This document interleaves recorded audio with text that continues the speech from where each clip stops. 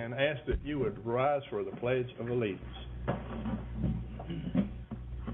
I pledge allegiance to the flag of the United States of America and to the republic for which it stands, one nation, under God, indivisible, with liberty and justice for all.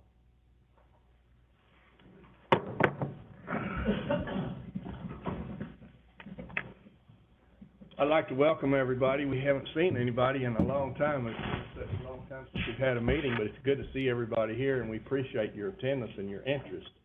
I will now call the roll of our commission members. Chairman is here. Dr. Broyles. Present. Jimmy Ruth Evans. Melanie Johnson. Present. Ken Jordan. Present. Barrett Klein. Here. Wendy Payne. Here. Joe Leathers. Here.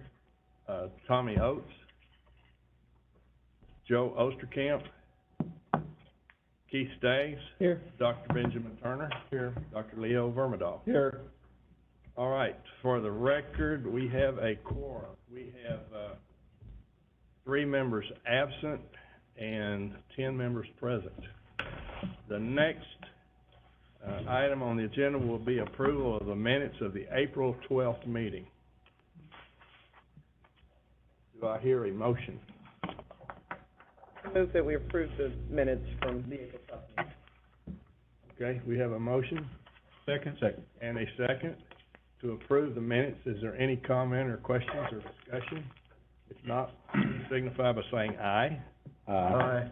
Motion, and opposed, no. Motion passes unanimously. Next item on the agenda will be a report of the Executive Director, Dr. Schwartz.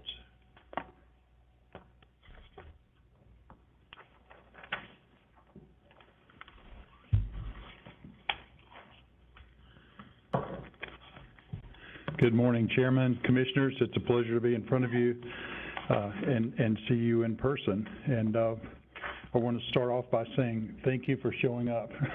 That's what I told our staff last week at a managers conference we have, and I think most of you have seen the signs around or going around social media and all that says, you know, every business in the world seems to be short-staffed, so we got to appreciate those who do show up, and you guys definitely show up, and we got a full agenda, a lot of things to look at today. So I'll try to be fairly brief in my comments, but gladly take questions if there are any.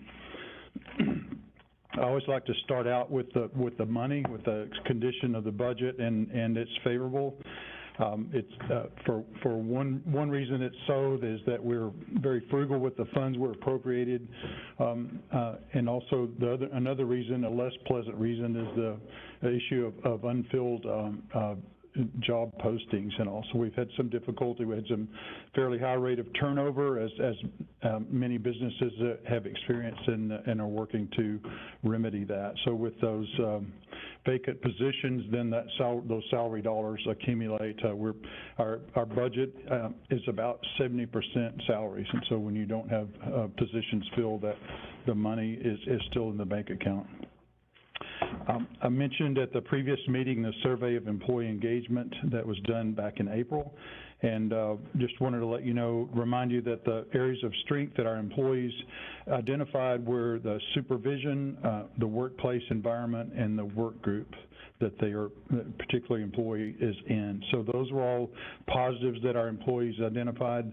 Some issues that they have concern were the pay, employee development, and internal communication. So we've redoubled efforts to communicate better with our all agency employees. We've continued the monthly chat with executive director meetings, and they have a chance to ask me and other staff questions, and redoubled effort to get word out about agency happenings.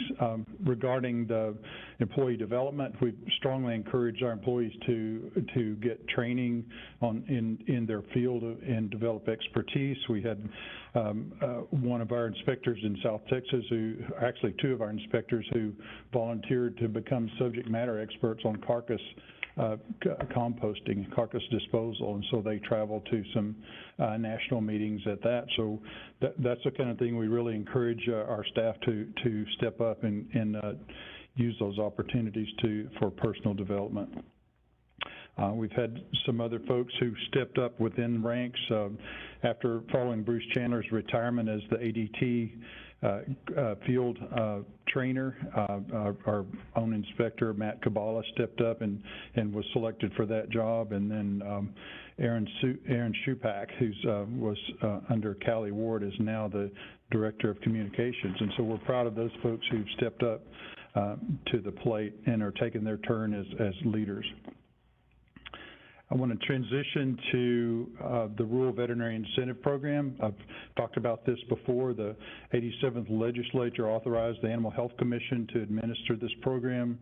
The initial meeting was held in May of the committee, and the RVIP committee expressed interest in whether or not Senate Bill 8 funding could be utilized to incentivize current veterinary students to practice in qualified rural communities. Staff at the Higher Education Coordinating Board are researching this inquiry. THC staff will present findings at the next RVIP committee meeting. So this is looking at potentially using funds for to offset the cost of the school actually prior to graduation. So we're pleased with that. It was a really good meeting, a lot of interaction, and some folks in this room were in that meeting as well. Moving on to the Veterinary Medical Loan Repayment Program. This is the federal program that the agency administers. We have 8 shortage areas identified in the state. Applications for those shortage areas were due April 15th. We do not have visibility on how many applicants we got, if any, for those positions, but there were 8 available. We're waiting to hear announcements on awards, that should happen this fall, and then we will begin our next cycle of identifying shortage areas. So in your material, in your books, there's an update on the export facilities, and as you'll recall, the agency now, there is now a requirement for facilities exporting livestock out of the state to report rejected animals to us. And some of those ports are operated by the Texas Department of Agriculture. Some of those are operated privately. There is a report that we're required to do to the Sunset Committee and the Legislative Budget Board, and that's in the material, at least an extraction of that. The data from that report is in your book. I would just point out the primary issues are that SAGARPA, basically the authority in Mexico, is reporting more rejected animals than the ports in Texas are admitting to. So what we've seen happen is that those facility operators, particularly the private facilities, are pre-screening the animals before they actually receive them into the facility, and that way they don't get counted as a rejected animal. So they're screening them out before they actually go through the inspection process by Mexico. So that may need to be addressed as things go forward. Moving on to disease information and epidemiological activities. I'll start out with the cattle fever ticks and the Rio Bravo buffer zone. And this is an initiative to try and establish a buffer zone in Mexico like we have in Texas and take the pressure off our landowners and in South Texas in relation to the cattle fever ticks. So there has been finally some more progress. The state of Tamaulipas has signed the agreement to receive some of those federal funds. In Coahuila, the other state that's participating or plans to participate, the signatures are held up by a contested election there, but we're told that the governor will still be able to sign those papers and move those projects forward. So I just want to say a couple words that this project, these demonstrations are not going to change the world. They're not going to stop fever ticks from coming into the state, but it could open a pathway for doing that. We could set up, if this is successful, these demonstration or pilot projects then there could be an additional flow of funds and support to Mexico to eradicate ticks or reduce the prevalence of ticks in that buffer zone and push them away from the Texas border into further into Mexico.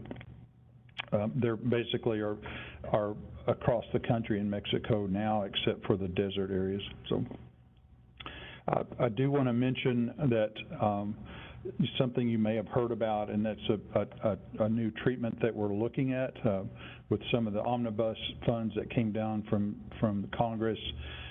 There was one particular study that looked at using double aprinamectin, that's long range, that you've got available to deworm your cattle now, but using that at a higher dose under veterinary supervision in conjunction with the fever tick vaccine. And the initial study done at Moorfield on cattle that were infested with ticks in that control setting showed the tick control for over 100 days. So our current longest treatment right now is 28 days, and so if we get a treatment that's effective for over 100 days, that'll be a huge advantage for ranchers and for us in the program. So as I see it, the next stage is to demonstrate or to do a pilot in a couple of herds in South Texas that are infested in the real world, out in the field, and see if that actually we can affect tick eradication there as well. And if so, then I would be happy to roll that out and make that available as a treatment option for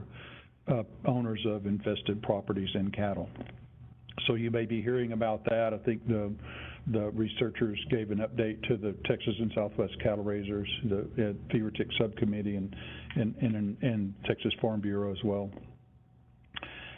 Moving on to another cattle fever tick topic in Cameron and Willacy counties, we had funding and approval to build approximately 10 miles of fence that was designed to slow down or stop, hopefully, the movement of tick-infested nilgai antelope and white-tailed deer. We ran into some issues with that in Willacy County, so we're focusing in Cameron County and have some areas that we want to build fence there that we think will still make a big difference in the tick eradication. We actually have the bids for that fencing project are closed today, so we hope that there's a substantial amount of interest, and we're able to award a contract to build the fence there to aid us in our tick eradication efforts. Moving on to highly pathogenic avian influenza. I believe I announced at the other last meeting that we had one case of highly pathogenic avian influenza that in Erath County in a hunting facility. All that work has been done in the surveillance area and on that affected premises, and so the quarantine has been released, and Texas is recognized as AI-free again for trade purposes. Moving on to bovine trichomoniasis, our trick working group met in May a couple months ago and had a really good discussion, and they had recommended some rule changes that are before you today, and I know Mary will go into some more detail on these, but I just want to give a little bit of the background here for proposed changes to Chapter 38. One of those changes that you'll be asked to look at, or you're being asked to look at, is to allow pooling of samples submitted in saline for PCR testing. So currently, we allow pooling of samples that are submitted in the in-pouch for PCR testing, but we have not allowed samples submitted in saline. And the difference is the kind of PCR test that is done. The one that we're using on saline, or the lab is using on saline, is more sensitive than the one that's used for the in-pouch method. And so that we want to encourage veterinarians and producers to use that more sensitive test. But one of the drawbacks has been it's more costly for them to individually test each bull than it would be to pool up to 5 samples at the lab. So the working group looked at data on that pooling and saw that while there is a slight decrease in sensitivity when you pool 5 samples together compared to testing one individually, the lab can accommodate for that by increasing the cycle time on the PCR test. So the normal cutoff is 35 cycles. The lower the number, the more positive it is. So instead of stopping at 35, they run an additional 3 cycles to 38, and that regains that sensitivity that was lost by the pooling. Then the lab will turn around and run those individual samples separately, and then we get a result on each bull readout there. So that's one recommendation that the that the working group had. I would say that, there was a difference of opinion among the group on how that pooling, when that pooling should be allowed. You know, currently, we allow pooling in the pouch for any time a bull is tested, whether it be an infected herd, an adjacent, or for sale, change of ownership. There were members of the or participants in the working group who thought we should limit pooling to only voluntary testing or ranch testing, and not allow testing for change of ownership or in infected herds. The rule as you'll be looking at it today would allow pooling for any test. It doesn't put a limit on when. And there was one school of thought that wanted to limit it to only voluntary testing, and the other school of thought was just, let's encourage testing, let's make it available for anyone who wants to test or needs to test, and so you get a split opinion on that. Moving to that second bullet point, the extended transit time. So our current limits are the samples need to arrive at the lab within 96 hours of collection. About 2% of those samples that get to the lab are outside of that window. They're longer than the 96 hours. And so we've insisted that those samples be discarded or not run, or at least not run as official tests and results issued from that. So what we took a look at, though, at the working group was some data on transit times of samples and saline. And when they're put in saline, the organism doesn't have to reproduce. It doesn't have to amplify or multiply like it does in pouch, that little culture media. So whatever the veterinarian puts in that tube is what should be there when it gets to the lab. And again, the organism doesn't have to amplify for the test to be able to detect it. So that opens up the door for potentially a longer transit time, and we looked at data on studies on that, and it's showing that it really has no detrimental or very, very minimal detrimental effect on a sample if you allow 120 hours instead of 96 hours to reach the lab. And so that would pick up a number of those samples that had to be thrown out before because of the transit time, and we've heard repeatedly from veterinarians that it's difficult to get a sample to the lab sometimes due to delivery issues, to get it to the lab within the 96 hours, especially if it's collected, say, on a Friday or Saturday. So that you'll be asked to look at that, extending the transit time, and I would point out that is only for the samples in saline, not for the ones in pouch.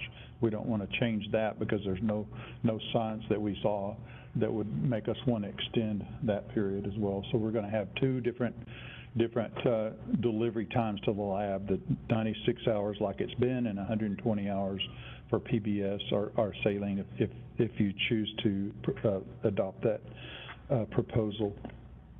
I would mention that at the working group we talked exclusively about phosphate buffered saline as the media to put these samples in, but in discussions with the lab outside of the meeting, I'm assured by the molecular biologist at TVMDL that sterile saline works just as well. There's really no detrimental effect to using sterile saline versus phosphate buffered saline.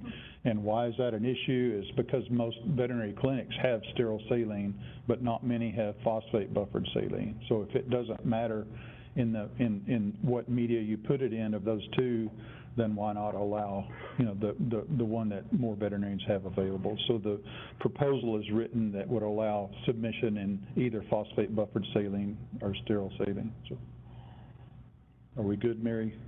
Okay. Another issue that came up was one that our staff had raised, and that's the time frame for testing bulls when a bull is purchased as untested at a livestock market. So our rules have said they had to be tested. It didn't say how long they had to get them tested. So what was happening is some folks were buying the bulls and they would hold them for 2 or 3 weeks or a month or 6 weeks and maybe get them tested or maybe resell them, or we had a hard time tracking them. So the recommendation is to have a 7-day time limit on testing that purchased bull that's untested. The last item was a carryover from the meeting last year that we did not come before you as a rule, but the group recommended last year and supported it again this year, and that's to do essentially a post-quarantine test, a test 1 year after release of a positive herd. And this is to try to address a concern that we have that maybe the trichomoniasis wasn't eradicated from that herd. It could be carried over in some infected females, or could have been a reinfected herd. And so somewhere around 10 to 12% of the herds that we see are repeat infected herds. So that is another rule that you have before you today to look at. All right, moving on to chronic wasting disease. Got some stats in my report. We had the 7 positive breeder facilities in 2021. Knock on wood, no new ones so far this year. Of those 7, 4 of the facilities have been depopulated. One breeder depopulated their own deer, and Parks and Wildlife euthanized and depopulated the deer management permit site in mid-May, and they're still sorting through those results. One of the herds has signed a genetic herd plan, and we're working with that facility, and one herd is in the litigation. The deer are still in the pens, and it's in the litigation. So stemming from that, all those 7 infected herds, we had 303 white-tailed deer facilities that were connected to the positive facility, either as a trace-in or trace-out facility. Of those 303, 221 have been released from restriction through testing or following whatever was required in the herd plan we developed. 24 facilities are under herd plan still. 2 breeders and 22 release site or DMP facilities are still working through the herd plan, and another 50 have not signed a herd plan. So we helped develop these plans, but we reached out to Texas Parks and Wildlife Department to help to get signatures on those, especially on the release site plans, because we felt like that was more their bailiwick. So staff has put a huge amount of hours into chronic wasting disease in the past months, and prior to that as well. And following the review, federal review of our CWD herd certification program, as I pointed out at the last meeting, there were some shortcomings in our program that USDA felt like we needed to address, and so we've been working diligently to do that. Some of one of the rule adoptions that you have today deals with that. It would bring our rules closer into compliance with the federal herd certification program. We've updated our field manual. We participated in herd certification program Q&A sessions as USDA required. We're working with Texas Parks and Wildlife Department to ask them to get them to modify the TWIMS, the database. That's the database that all the deer tags and testing information goes into, that's shared between the 2 agencies. That system is hosted by Parks and Wildlife Department, and we've asked them to make some changes that would support what we need to do with our herd certification program.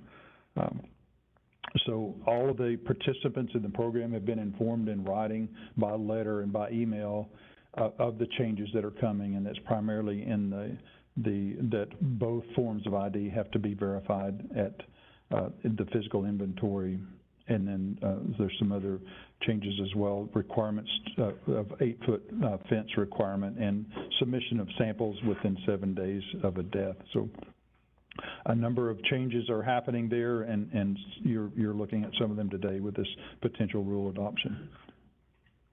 Moving on to bovine tuberculosis, just going by county, in Sherman County, there's a dairy that's been under quarantine since 2019. Removal number 9 is in progress, and in this particular dairy, we found 3 different strains of TB, Mycobacterium bovis. 2 of the strains are in one individual cow, were in one individual cow each, and the other strain is the one that's affected more of the cattle. So we built the herd plan around that to address those higher risk cattle, and we're hopeful that we can piece together the 4 negative tests in a row that are required to release this dairy. we feel like that, given that there are 3 different strains of TB in the herd, that it might well be that it was introduced by dairy employees. And so we're working with the dairy itself and with Texas Department of State Health Services and with CDC, looking into how those employees might be tested and try to identify if they have an issue with TB on the dairy and it being introduced by the employees. So there'll be more to that story. I think we made some great progress along those lines. This is the first time we really involved all of those parties in getting the testing done. It's not, testing employees is not something we can require, nor does the health department require. The dairy owner could require it, but in this case, they're voluntarily participating. Moving on to the Randall County dairy herd, we have a small part of the operation in Texas, about 1,000 cows, and they've got about 20,000 in New Mexico, and the dairy moves animals back and forth.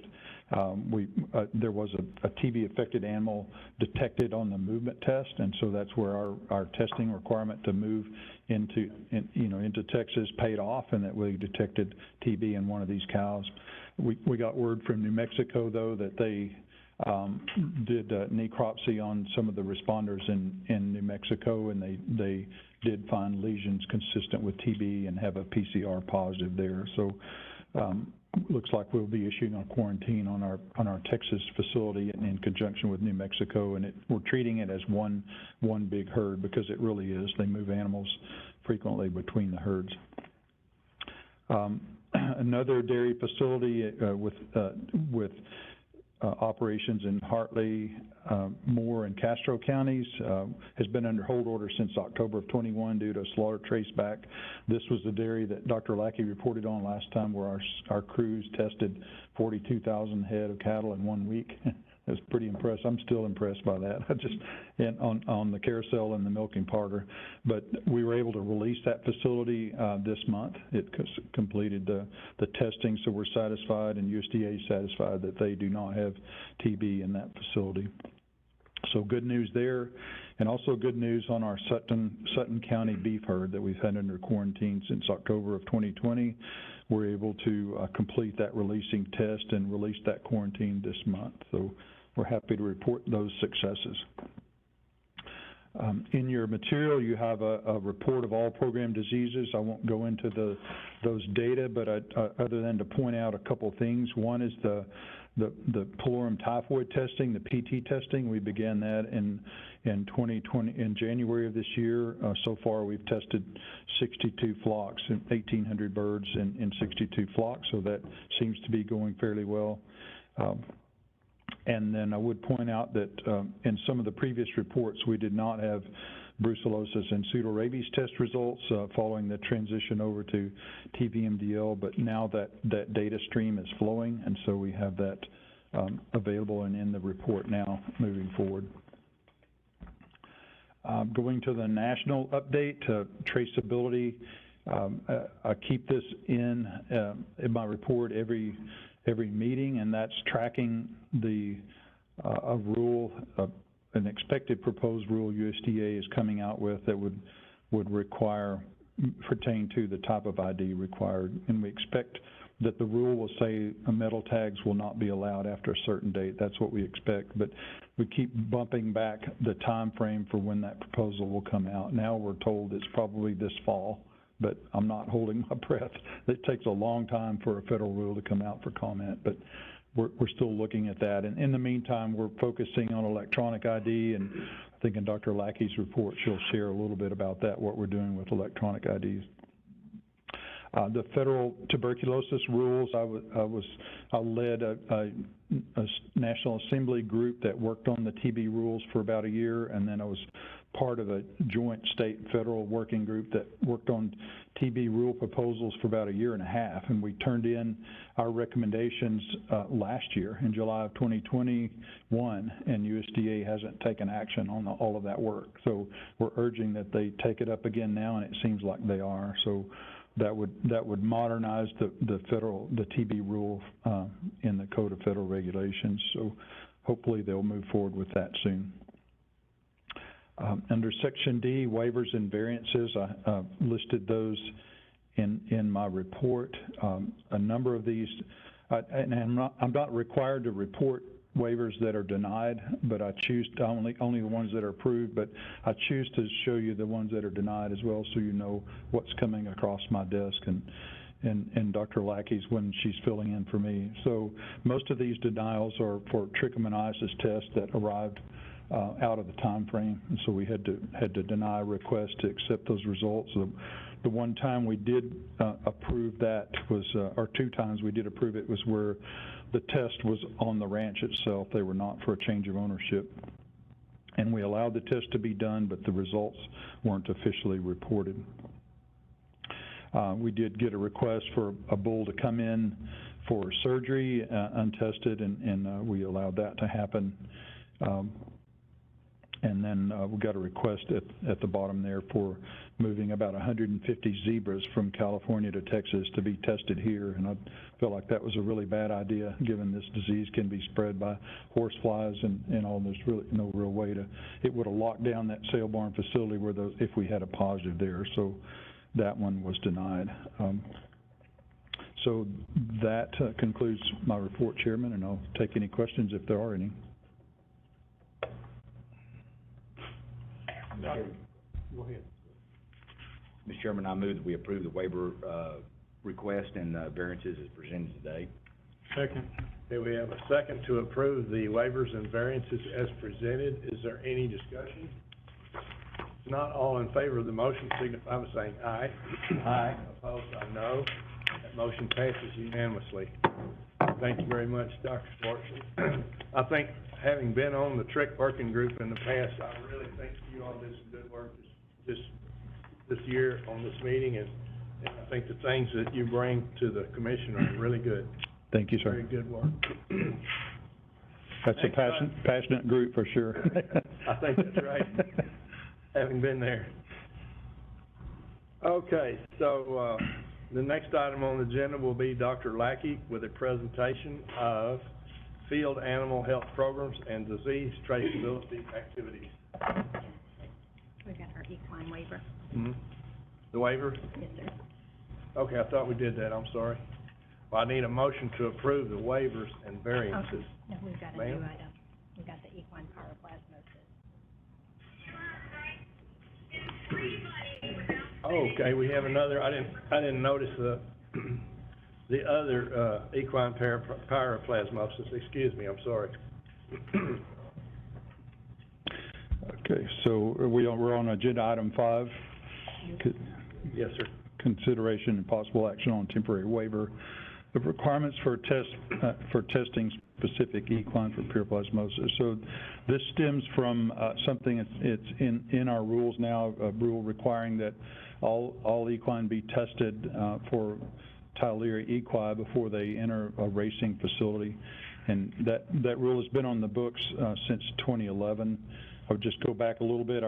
We had an extensive outbreak discovered in a South Texas ranch in 2009, and that spurred a lot of testing across the state and in other states. And following that, we realized that it was the higher risk group was some of these horses that are going to tracks and how they're being handled.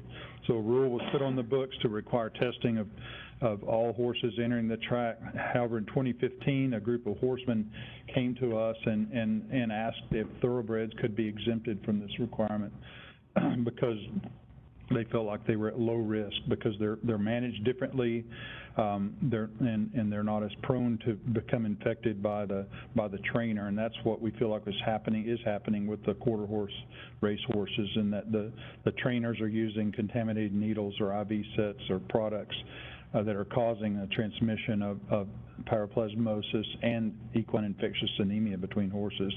But this deals strictly with paraplasmosis. And so at that time in 2015, Dr. Ellis, who was executive director then, issued a temporary waiver on that requirement to test thoroughbreds.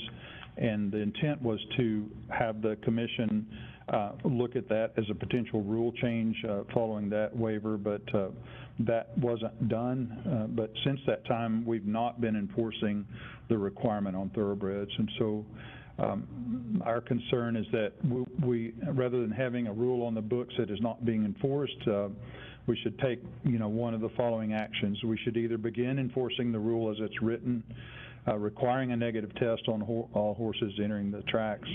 10 states do this now.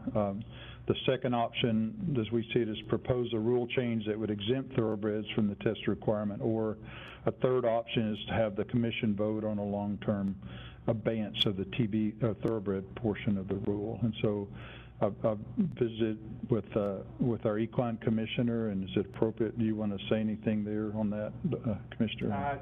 Just from, you pretty well covered it, but I talked to several in the horse industry, and there's just not enough problem with thoroughbreds to justify the time it's just not a threat right now. So I felt like personally it's better to have a temporary waiver as it is to take it off the books, so that if we do need it, it's there, and be happy we can answer any questions y'all might have.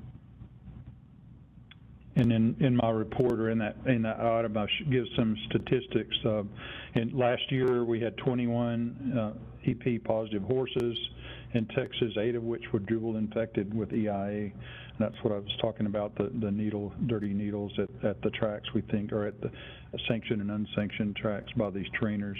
We haven't had a positive thoroughbred horse in Texas since 2010, and there have been very, very few across the nation. So I think that what the recommendation is to go with the third option is to have for me to sign a waiver, an abeyance of that rule, and have you vote on a long-term, making that a long-term abeyance. Basically, it would be in place until it's rescinded. There would not be a time limit on it. So rescinded by the commission. So with that, I'll take any questions and turn it back to you, Chairman, for the... We need a motion on this. Yes, sir. Mr. Chairman, I move that we approve the request for a temporary waiver of the requirements to test thoroughbred equine for pyroplasmosis prior to entering a horse racetrack facility licensed by the Texas Racing Commission as discussed here today. All right, do I hear a second? Second. All right, we have a motion and a second to approve the request for a temporary waiver. Any further discussion? Not all in favor of the motion, please signify by saying aye. Aye. Opposed by no. The motion passes. Thank you very Thank much, you. Dr. Schwartz. The next item on the agenda now will be Dr. Angela Lackey. Well, good morning, Chairman. Good morning, Commissioners. It's my pleasure to present animal disease health programs and animal disease traceability activities on behalf of myself and Russell Iselt. So,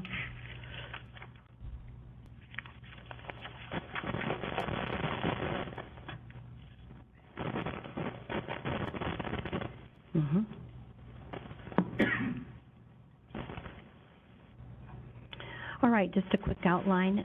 Dr. Schwartz has already talked about staffing. I'm going to show you some quick numbers, give you an update on our continuing education. As always, go through our inspection numbers and just point out anything that stands out to us. I have several emergency management updates, as well as giving you updated numbers on authorized personnel, and then talk to you a little bit about the RFID tagging project that we've been involved in and where we're at. So our region field staffing really hasn't changed too much. We've been sitting just right around 114 employees out of a total of 141. We do have a number of positions that are currently posted. We've had success in filling those positions. However, the turnover seems to continue. And as Dr. Schwartz alluded to, we're seeing that with all state agencies and across other states as well, to any national meetings that we're going to. So we will continue to work on that and try to continue to recruit quality people. I had already reported we did field inspector training in February. We just completed our management training. So that included folks at the central office as well as out in the field. So in the field, it would have included our region directors as well as our supervising inspectors. We got a lot of feedback off of the format that we had, and actually it required a lot less work off of the people that organized this particular conference, but we just had a lot of open discussion, and people seemed to really appreciate that. So we found out what was on people's minds and talked through issues that we had. And then recently, executive staff has approved a new position. So essentially, this would be a quality control person that will work with our administrative assistants to help train them, and then we'll be focusing on quality control for our newest database, the TextCore database. So the numbers that I'm pulling on a regular basis to show you as commissioners, and in talking with Monday Rufus, we know that there's constant quality control that needs to take place in any large databases, and this one is no exception. So this person can work in reinforcing some of our standard operating policies as it comes to data entry, as well as work on training not only our administrative assistants, but also some crossover with our inspectors as well. So rolling right into inspections, again, I'm going to go through these numbers really pretty quickly. Our event inspections are down slightly for our second quarter versus the first quarter, where we have a lot of stock shows going on, but overall they are down from a year ago as well, and I attribute that to we've got a lot of other activities that are going on that have kept our inspectors busy, and so these event ones are not mandatory that we are at every event. However, we do send out information to the event sponsors to let them know the requirements for particular events and that they need to be enforcing those requirements. Feed yards and calf ranches have held steady, so I'm going to flip over this one to our next slide. Feral swine facilities. We are seeing a slight increase, and we tend to see that after the winter months of people beginning to trap and house feral swine as well as hunt feral swine. So those numbers jumped up very slightly. Our fowl inspections, I need to go back and verify that number for Sulphur Springs. It's sitting at 631, which was a really big jump. So I'll get a chance to re-verify that, but that would be the one region that was driving our fowl inspection numbers up quite a bit. I will say with the avian influenza outbreak that we had, there definitely was an emphasis on getting out and doing fowl inspections, and so I know we've gotten out to a lot more flea markets and other activities, as well as our normal ones that are enrolled in our fowl programs. Our livestock numbers have held steady. And as most people who are following the market right now, we're having really big runs. So we're expecting our overtime numbers to potentially go up as well because we've got inspectors spending long hours at the markets. And again, when we're busy in other areas, we will see our livestock shipment inspection numbers come down just a little bit because, again, we don't have set numbers on these. As we have time available, we're working our state lines. The compliance department has held additional trainings this spring, as they do every year, to ensure that our folks know how to work the line. And I do know that Bob Young might also have an update about how we're working with some partners out there to ensure that we can do these road stops in a safe manner and maybe address the number of drive-bys that we have.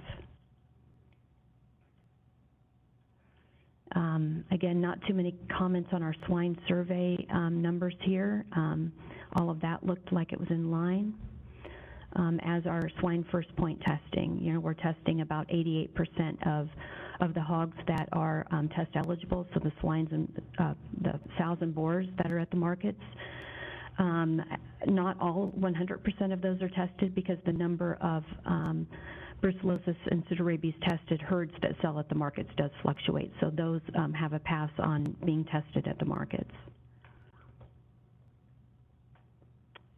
Our slaughter plant numbers, again, have held steady as well, and just a reminder, we are inspecting our state plants on a monthly basis, and then the federal plants annually, or otherwise as needed, more frequently, and the federal animal health technicians are out there inspecting those federal markets on a regular basis. Our trick feed yard inspections, again, those numbers jumped way down at the beginning of the third quarter of last year, just because we had a lot of them that were no longer feeding bulls, and we're starting to see those numbers creep back up just ever so slightly. And waste feeders, we saw a lot of people going away from feeding waste. They've switched over to grain. So we wanted to get those people off of our books if they were no longer feeding waste, because they wouldn't necessarily have to have a permit if they no longer planned on feeding any waste whatsoever. So we saw a decline in our numbers from 170, down to about 92.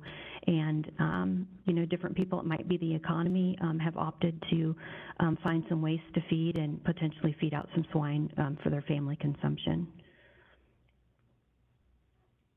So any questions on inspections before I move forward?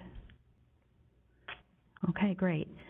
Emergency management, our team has been extremely busy. Primarily at this time, there have been a lot of wildfires. The ongoing drought situation, according to the National Weather Service and our Texas Emergency Management Department, has been calling for some long-term drought, possibly extending into 2023.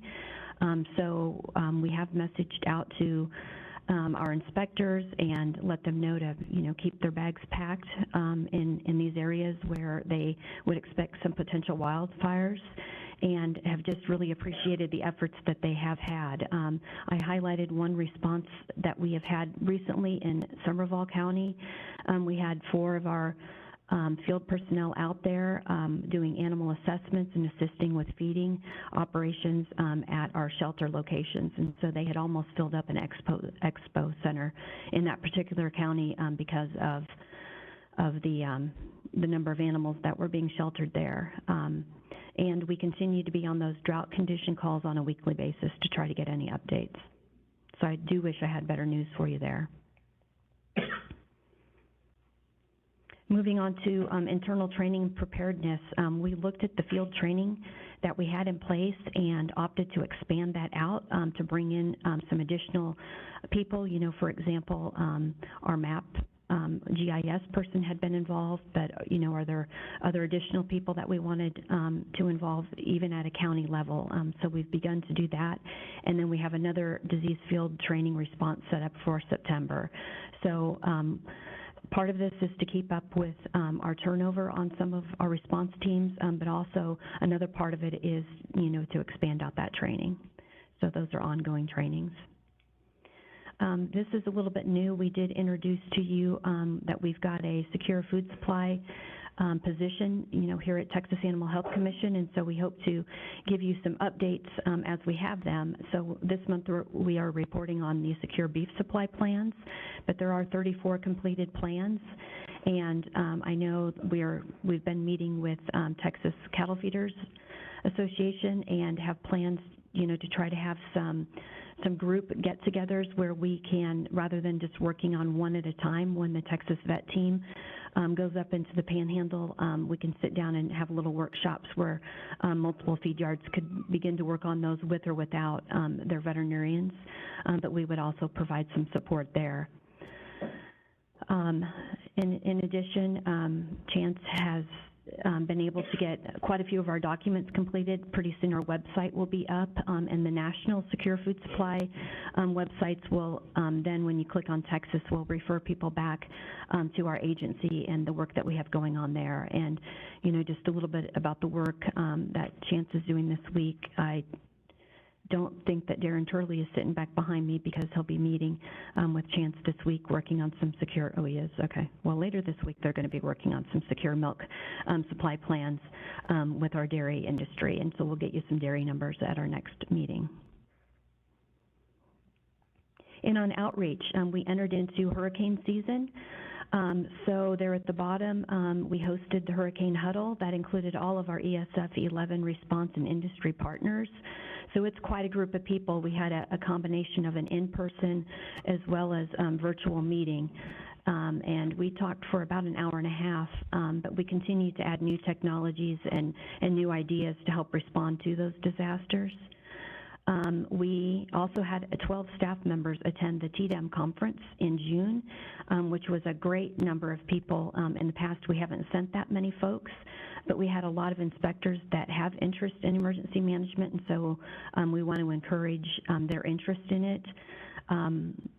The thing that happens when you go to those conferences is the booths have all sorts of nice new little toys that you can play with. So we've got a lot of requests right now for drones and other types of things like that. So we are considering some of those things. And then Dwayne is our assistant emergency manager director, but primarily he works out in the field, and he continues to train law enforcement partners on response capabilities. So one of the favorite things that he does is explain to our law enforcement how livestock trailers work. And so when they have rollovers or different things like that, they've had trouble in the past not knowing how, you know, how the 3 different levels work and how the gates open and close and different things like that. So there's been a lot of interest in different counties learning about that. And so Dwayne's earned himself quite a name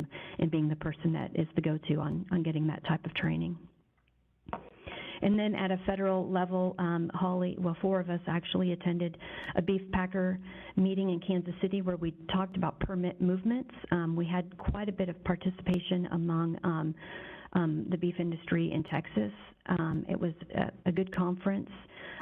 As always, we seem to bring up more questions than answers on it, but I'm feeling a lot better about our permitting process and being able to after a 48-hour stop movement or 72-hour, you know, whatever we decide it might be, of being able to get trucks up and moving again across state lines for those necessary movements. We also had a second foot and mouth disease tabletop exercise with other border states, and that one primarily was focused on cybersecurity and communication.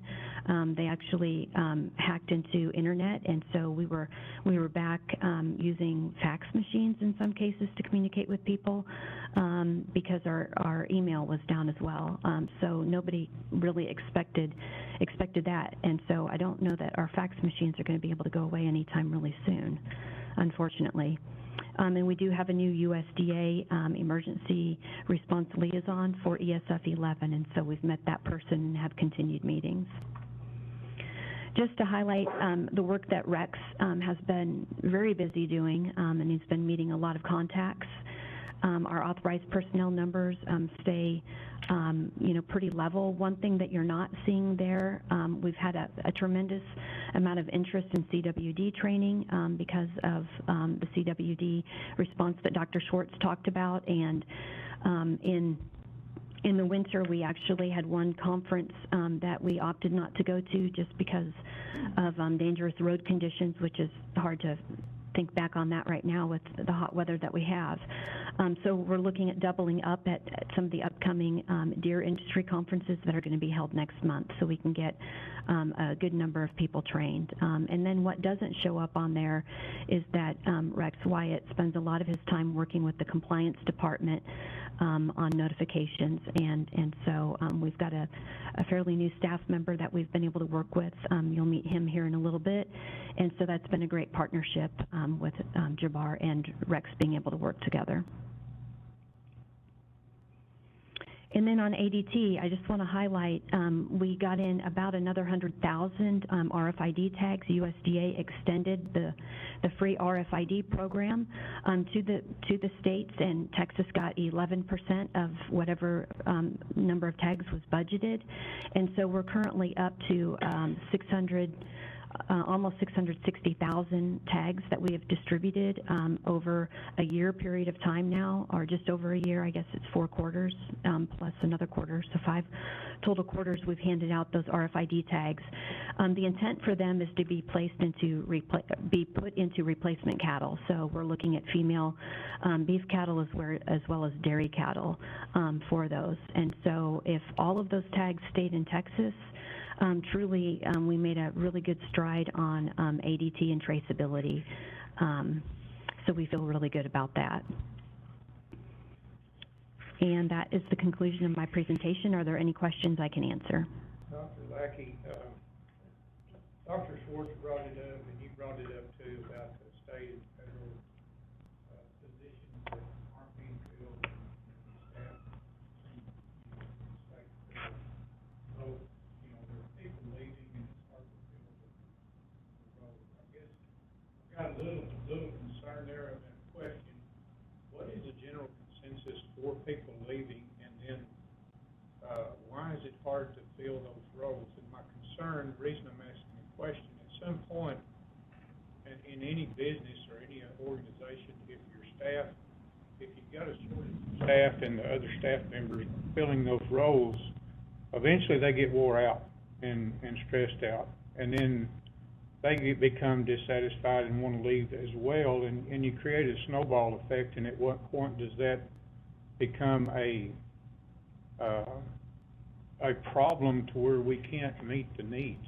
I mean, we're not there apparently, but what is the general consensus for the reason people leaving both state and federal?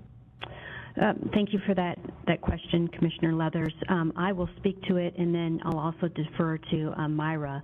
Our number one reason, honestly, people would cite salary, and so better opportunities, and primarily that might be centered around salary. It might be centered around being able to work remotely, or not having to work. You know, we're in the agricultural industry, and so we're 24/7, and a lot of other industries don't have those types of demands. At what point does it become detrimental to the people that are covering? You've got a lot of tired people in this room and out in the field as well. So it's a reality. And that was the nice thing, I think, about the manager meeting last week. We were able, to blow off a little bit of steam and listen to each other, and encourage each other to continue the good work, and maybe talk about some ways that we can do some recruiting. And so salary continues to come up, and as we've been developing our exceptional items, it's something that we've definitely considered. So there will be more about that. Myra, did you have any other comments you wanted to add on turnover reasons? No, you've pretty much covered them all. The only other thing that I would add is we've had a lot of people also move out of, the other thing we've also had is we've had quite a few people move out of state as well, so we're seeing the workforce become more mobile. Now that there is remote working possibilities, people are able to live anywhere and work from other places. Would you speak in the mic there? I'm sorry, do I need to repeat all that? Because I might forget it. I said a couple of items. One other item that we've also noticed is that some people since they're more mobile, there is more virtual, more remote work. We've had a couple of inspectors and a couple of others move out of state as well. That's the only other thing that I would add to Dr. Lackey's. But salary and the ability to growth in different areas. Not everybody has left to agricultural-related jobs either. They're moving on to other things to grow and to do other things, is what we've noticed as well. But salary is a number one driver, a huge driver at this point. So, Chairman, can I respond to that? Absolutely, please do. Yes, sir. I appreciate the question, and I probably should have gone into more of this during my comments, but this is my tradition. I like to have staff cover other topics as well that are just as important, or more so, and that's the legislative appropriations request and exceptional items that we'll ask you to look at later on today. But I've struggled, as a lot of people have, to understand what are people doing if they're not showing up for work. What are they doing? And I think a lot of COVID has changed a lot of people's thinking, and I don't want to speculate on what people are thinking, but we didn't lose a whole generation of workers. Why are people struggling to have people show up? So what we can do is some things like look at work schedule or allow teleworking where the job permits it. And so we have a policy to do that. We allow employees to work remotely, where possible with their supervisor's approval. And we're looking at potentially going to, allowing a 4-day work week instead of 5, and that would save, commuting for some people who have to come in, where that would save on fuel cost and all, because that's a big deal. I mean, we've seen inflation go up and all that, so, we're looking at things like that. But overall, we're looking at employee salaries, because I think we're having people picked off by other agencies in particular who are offering higher salaries. And so we're looking at our salaries compared to, other agencies, and with the funding that I mentioned earlier that we have, we've made some adjustments to salaries already with the existing budget. We're asking for additional funds in our exceptional items and all to do the bigger group, the livestock inspectors and all that are, when you do half the agency at one time, it takes more funds to give a raise. So we're asking for additional funds there, substantial amount for them. So, and other employees as well, and to pay for the increases that have already been given to try to keep our good staff and to try to recruit additional staff. So I just publicly want the staff to know that I think all of us as commissioners realize the workload and the excess workload that y'all are put under because of the shortage on staffing. And I think it's something that's going on, Mr. Chairman, across the United States, not just in these agencies, but in the workplace. But I see it as a potential problem. I mean, it's a problem, I guess, now, but I see it as a real big problem if we don't figure out some way to alleviate that. And if it's something that we as commissioners need to go to the Capitol or whatever to get more funding or whatever the case may be, we need to be able to do something to help our staff. And it's almost every time the legislature meets every other year, we've worked on a salary deal in the budget, and it's a tough deal. But as far as I can say, we'll keep at it too. But we might need some of us to go down there more and work on that. Chairman, I might just add one additional thing in there, an additional thought. Dr. Schwartz started off by thanking people for showing up, and it might have seemed like a weird thing to say, but what we forget to talk about when we talk about what's missing are what's present, and so that's the existing employees. A huge part of employee retention is helping people feel appreciated, and so I think that needs to be our focus as well, not just talk about what's absent. If we can have happy employees and people that like their job and feel appreciated, they are the best recruiters that we have. So that's also something that we're trying to be very mindful of. And we have staff all over the state of Texas, and we as commissioners don't get to see probably just a very small portion of those people. But we greatly appreciate what everybody does out there. But it's a real problem to convey that thought to all of you all who come to work here and are in the trenches every day. But we do appreciate you, and I don't usually speak on behalf of all my fellow commissioners, but I will say that because I know how they feel. Yeah, well, thank you for that, and we'll continue to pass that word along. Thanks. Thank you very much, Dr. Mackey. The next item on the agenda will be a presentation of USDA Veterinary Field Services, Dr. Megan Smith. Good morning, Dr. Smith. Good morning, everyone. Morning, Dr. Chairman. All right, so I just have a couple of updates, things I was going to go over today.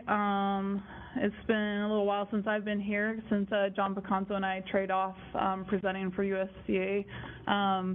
So since the last I was here, I was able to hire an assistant area veterinarian in charge, Dr. Mauser. He's been a veterinarian for a number of years and practiced in the field, so we're glad to have him and helping manage field activities and bringing his years of expertise, to our team. I recently hired 2 new veterinarians, for our Beeville region, or area, and then, up near Stephenville, so hopefully they'll start in August. Continuing to be a big deal for veterinary services, and many other states is highly pathogenic avian influenza. We have, we wrapped up our case here in Texas in April. Things have very much slowed down and wrapping up in most states, but we did have a new detection in turkeys in Utah, and then there was a detection in Florida. So we definitely have our eyes out, and our deployments of our staff has slowed down quite a bit, but we'll continue to probably deploy for a while, and we're definitely vigilant for this fall because we're really worried that when birds start to migrate south again, that they'll bring it with them.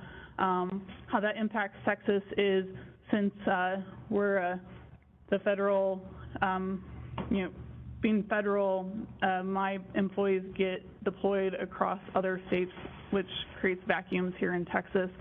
Our remaining employees do their best to fill in where they can, but it does create hardship here when we have outbreaks in other states. To that note, we have been, Veterinary Services has been attempting to hire term or short-term employees. So we have one up near Stephenville where she's an AHT and she's helping us out with field activities now, but if there is another outbreak, she'll be deployed for that. So hopefully reducing the amount our field staff has to go out with these term employees. And then we just recently had a vacancy up in Amarillo for our animal ID coordinator. Our previous one retired, and our field VMO took an epidemiology position, so we're trying to fill those 2 up in Amarillo, which is a critical need with all the TB activities that we have up there. Some good news is we recently restarted the foreign animal disease diagnostician training. Where that's important is any kind of investigation into a potential foreign animal disease requires that the veterinarian who goes out have gone through this training. It's been since February of 2020 was the very last class at Plum Island. So they've restarted a hybrid program where a week of online training, they have to be present through the entire thing, and then this fall they'll go to Plum Island for a week, whereas in the past it was a 2-week all at Plum Island. I did a similar stint in 2016, 2017 because Plum Island was having major plumbing issues, and so they couldn't hold their lab. So I did a 1 week in Ames and 1 week in Plum Island. So there is precedence for this style of training, but we're hoping to get more people through since it's been a long time. We did have additional funding for animal disease traceability. Texas Animal Health Commission submitted a proposal and got additional funds. So related to that, the free tags that we've been providing for the last 2 years, it won't be indefinite. I've heard that they are scrounging together the funds to continue to do that for fiscal year 23. We definitely don't want to get to a position where we're putting requirements that all cattle must be tagged with the official ID is RFID and then take away free tags. So we're trying not to do them at the same time. So hopefully we'll continue to be able to provide that service for a period of time, but they are significantly more expensive than the metal tags. So it probably won't happen indefinitely. Southern Border Ports, they continue to have vacancies at Laredo. So our field staff are covering that port on a rotating basis. You're talking about long-term staffing shortages. That's one we're hoping to start to talk to the vet students and try to start to nudge them, hey, trying to get people from the valley, from South Texas to want to, go down there, because taking someone, because in the past we've taken graduates from, Wisconsin, Minnesota. They don't really, moving down to the border is not the easiest thing when you're not from the area. So hopefully long term we'll be able to get someone who can go down there and stay down there. And then cattle fever tick, John wanted me to share that, you know, they do continue to detect infestations. The river is low right now, so the apprehensions are up, and they're finding both, you know, clean cattle and ticky cattle with those apprehensions. And then, and as Dr. Schwartz mentioned, the high fence projects to limit wildlife movement and for those for the fiscal year 23. And then overall, veterinary services are back in the offices full-time. Austin office never really like officially shut down because they were always doing export certificates, and our supply office unit was always staffed, but the rest of the office staff are back in regularly now. And then a highlight was Dr. Rosemary Sifford, the Chief Veterinary Officer for Veterinary Services, came out to Amarillo and helped us TB test a couple weeks ago, so she got to see what a Texas Panhandle dairy looks like. You know, she's from North Carolina and, you know, raises Herefords and has experience with dairy, but you haven't seen a Texas dairy till you've been on one, so that was a good experience for her to kind of really get an idea of, you know, what we're up against every time we go out. So that's my report. Any questions? Anyone have any questions of Dr. Schmidt? Great report, and thank you very much. Thanks. We appreciate having you, Dr. Schmidt. Thank you. Our next item will be a budget status report, Mrs. Coretta Briscoe. And did wanna- Ms. Myra Stein. Well, I am not going to stay this time. But I did want to introduce you to Ms. Coretta Briscoe. She is the director of, budget director that took Stephen Luna's place. And last time she would have spoken, but she was under the weather at that time and was out of the office. So I did want to formally take the time to formally introduce her to everyone and take it away. You just will go this way. And it'll change screen. All right, the arrow. All right, you got it? Got it. Good morning, Mr. Chairman and Commissioners. I guess I will start with our budget revenue for FY22. That's the first slide. I'm sorry. I am going to present to you some actual year-to-date figures for FY22 and some projected figures for FY23. Now I will start with our fiscal year 22 budgeted revenue.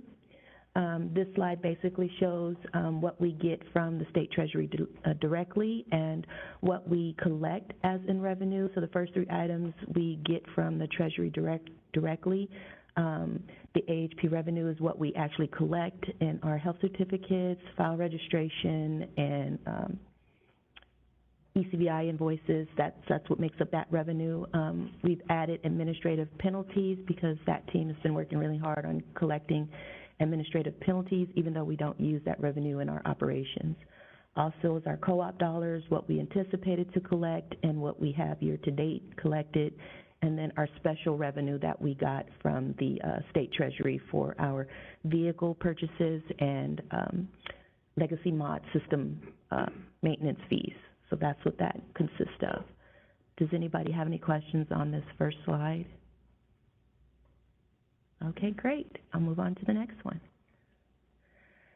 This slide is a representation of the year-to-date expenditures for fiscal year 22. It's broken down at the agency level. It's showing what we have remaining to spend.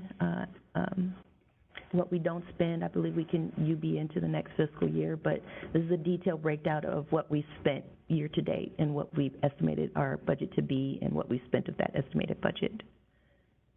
And does anyone have any questions about the detailed breakdown of our year-to-date expenditures? Okay, great. I'll move to the next slide. This slide represents our year-to-date expenditures at the strategy level, and that is the way the state budget, they give it to us by strategy. And so this is our budget and year-to-date expenditures and what's available at the strategy level. It's more of a summary than the previous slide. So this is like a total of those previous slide numbers by strategy. Does anybody have any questions about the year-to-date expenditures at the strategy level? Awesome. I'll move on to the next. I have one question. Yes, sir. the budget for field operations is over $10 million, and we've only spent about $7 million, and we're pretty far along in the fiscal year. Why is that? Is there a simple answer? Yeah, that was, sorry. I'm sorry. Well, majority of that is due to the previous, issue that they mentioned, which is, vacancies. So a majority of that is salaries. Anything else you want to add, Ms. Snyder? No, the other thing that I would like to point out, not on field operations. Sorry, I keep forgetting to stand up. Not on field operations, I don't want to add on that one, but I did want to point out, in case anyone was wondering, on the capital fleet acquisition, where we have the budget and the year-to-date expense shows 0. We were, spending the other funds, the $1.4 million that we got, obtained from the House Bill 2 that we were using. So it is an item for approval for this coming fiscal year, so I want to let you know that we will be spending that money, in case anyone was wondering why it was still sitting at 0. So I have a question.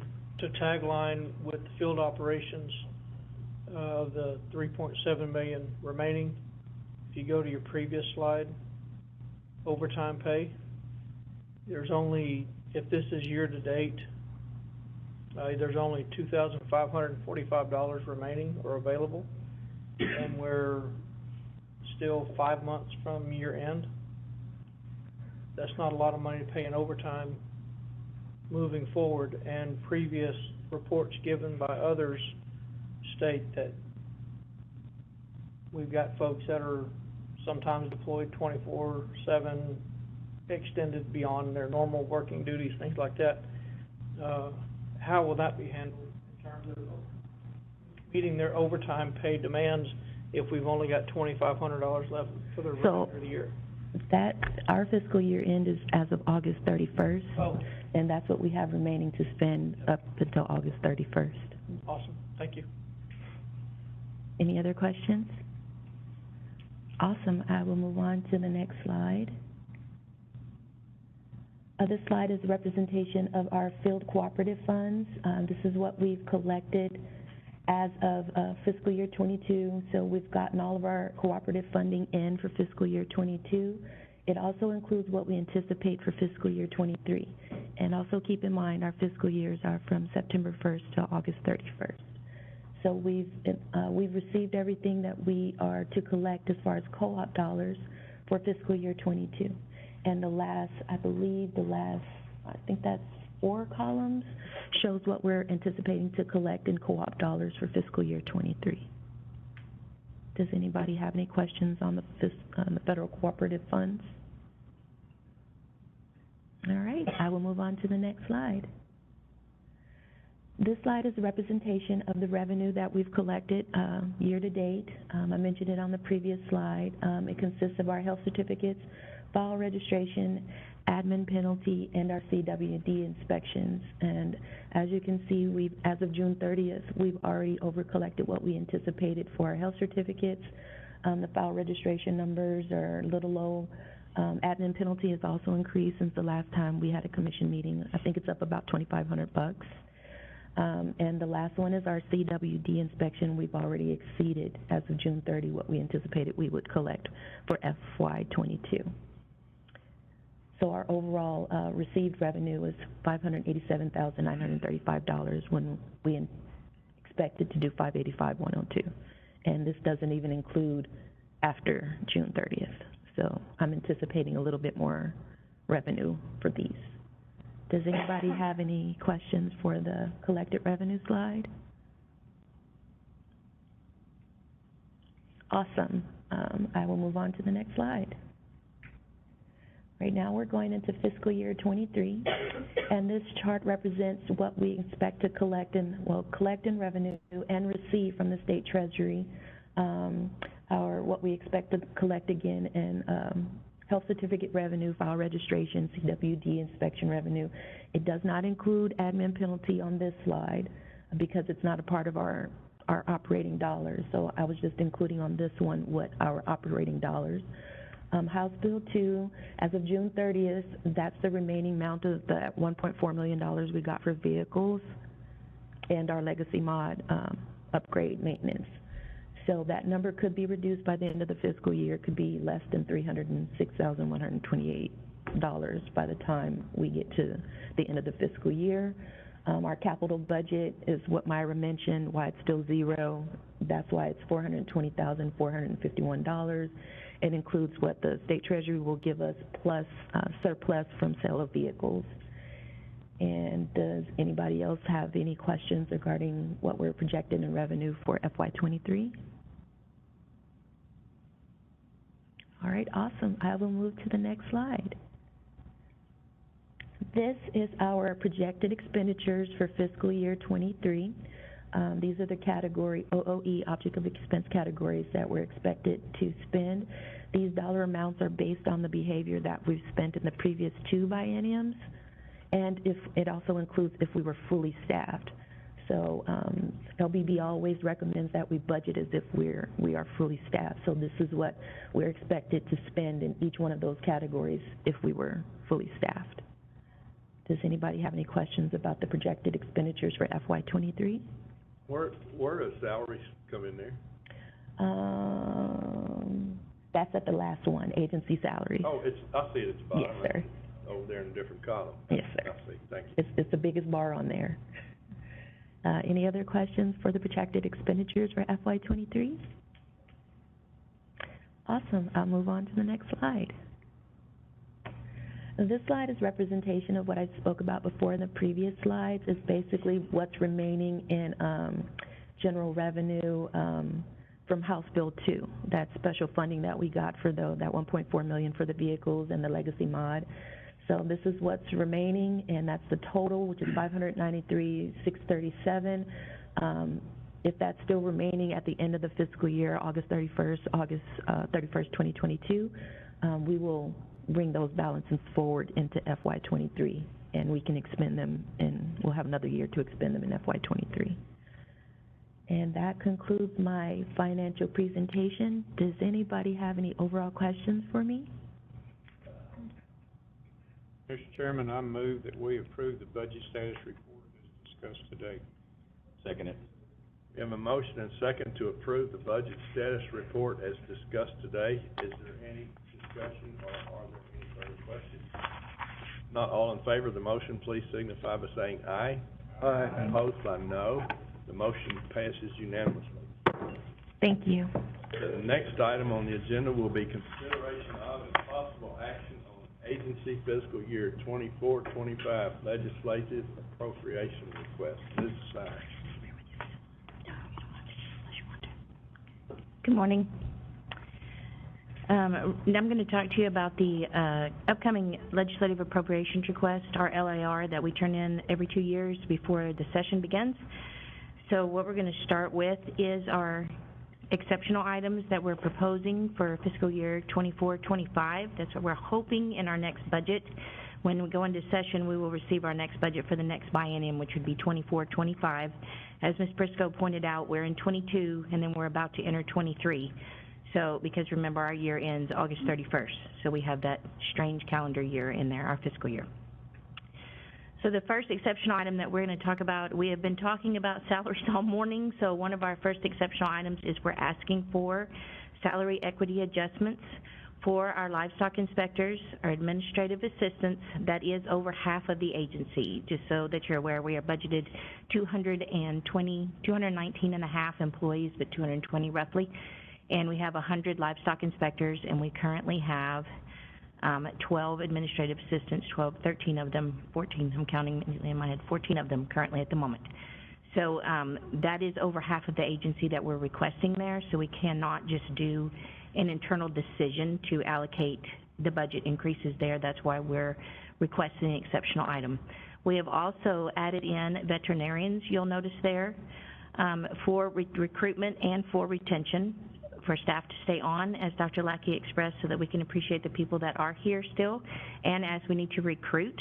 As you can tell, when you look at other agencies across the board, we compare, when we look at salary equity, we look at TDA. We will also look at Parks and Wildlife to see what they're currently paying their employees. We look at TCEQ. We look at several state agencies to see where our certain, levels of employees are currently being paid there, as well as what we're paying here. We also listen to what they're requesting, to see if they're requesting additional salary bumps, because at the same time, while we're requesting, they're requesting as well, so we're trying to keep pace with that. We have also added in, another, which did not make the slide, so I apologize. We did make some equity adjustments because, as you know, we've had turnover this year. Ms. Kelly Ward has moved on, and I do not know if you're aware that our Human Resources Director has recently decided to move on to another agency. And so we are increasing salaries so that we can recruit other people, because there are higher pays, so that we have already made equity adjustments in this biennium. So to continue that increase, we are adding those, the director level salaries as well, to the exceptional items. So that biennium total is going to increase to $2.17 million, that total there, instead of the 1.8. It'll be $1,085,000 per fiscal year that we're requesting there. The next one is our fleet vehicle acquisition. We asked last time for $1.4 million to obtain vehicles. We did receive that, but it was, as you know, a one-time. When they added in as a one-time, that is not recurring in our salary base. So our other exceptional items that were awarded do continue into the salary base, such as the Rockdale lease money that we asked for the last time, but the vehicles do not continue, so we are asking once again.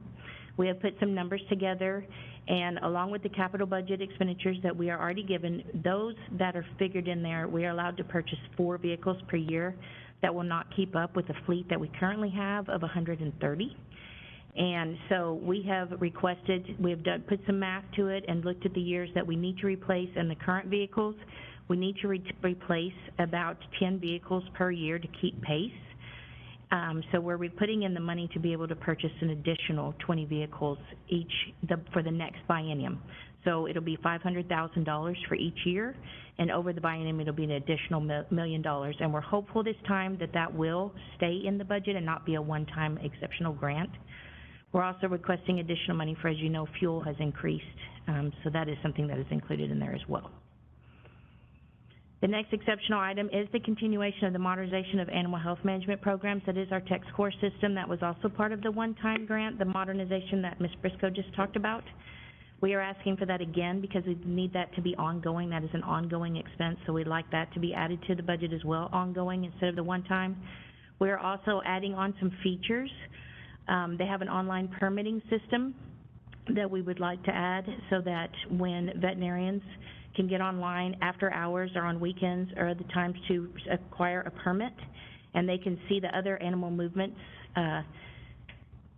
requirements from other states, and they can see exactly what they need to do to obtain this permit. So we're looking at adding this online permitting system as part of that, and some other modernization efforts there. That will increase that. There is some initial startup costs, so we're asking for additional funds in 2024 of $260,000, which includes the implementation of those additional features, but then it backs off in 2025 to $214,000 and some change, because there's not the implementation costs at that time. So overall in the biennium, we're asking for $475,000. That includes the ongoing TexCore, the TraceFirst that we currently have, the TexCore database, and then that additional. And we'd like for that to become part of our ongoing budget instead of continuing to ask. As Dr. Lackey pointed out, Director of Compliance, Mr. Bob Young, is working with the Law Enforcement Department of Public Safety, DPS, to ask to get assistance for the livestock inspections, because when they're on the roadside stops, we continually have people that drive by and do not stop, so that we can inspect the animals that they have to make sure that they have their necessary paperwork. So he has been working diligently with them to determine what it would take for us to possibly obtain the funds to pay to have a trooper present, so that they can use their vehicle and be there in their full capacity to go out and go after these motorists that continue to pass us by, so that we can have some law enforcement behind us. We did take a look at, TDA currently has something in place as well, so we have looked at their contract that they have in place, and we have been, and Mr. Young has been working with DPS.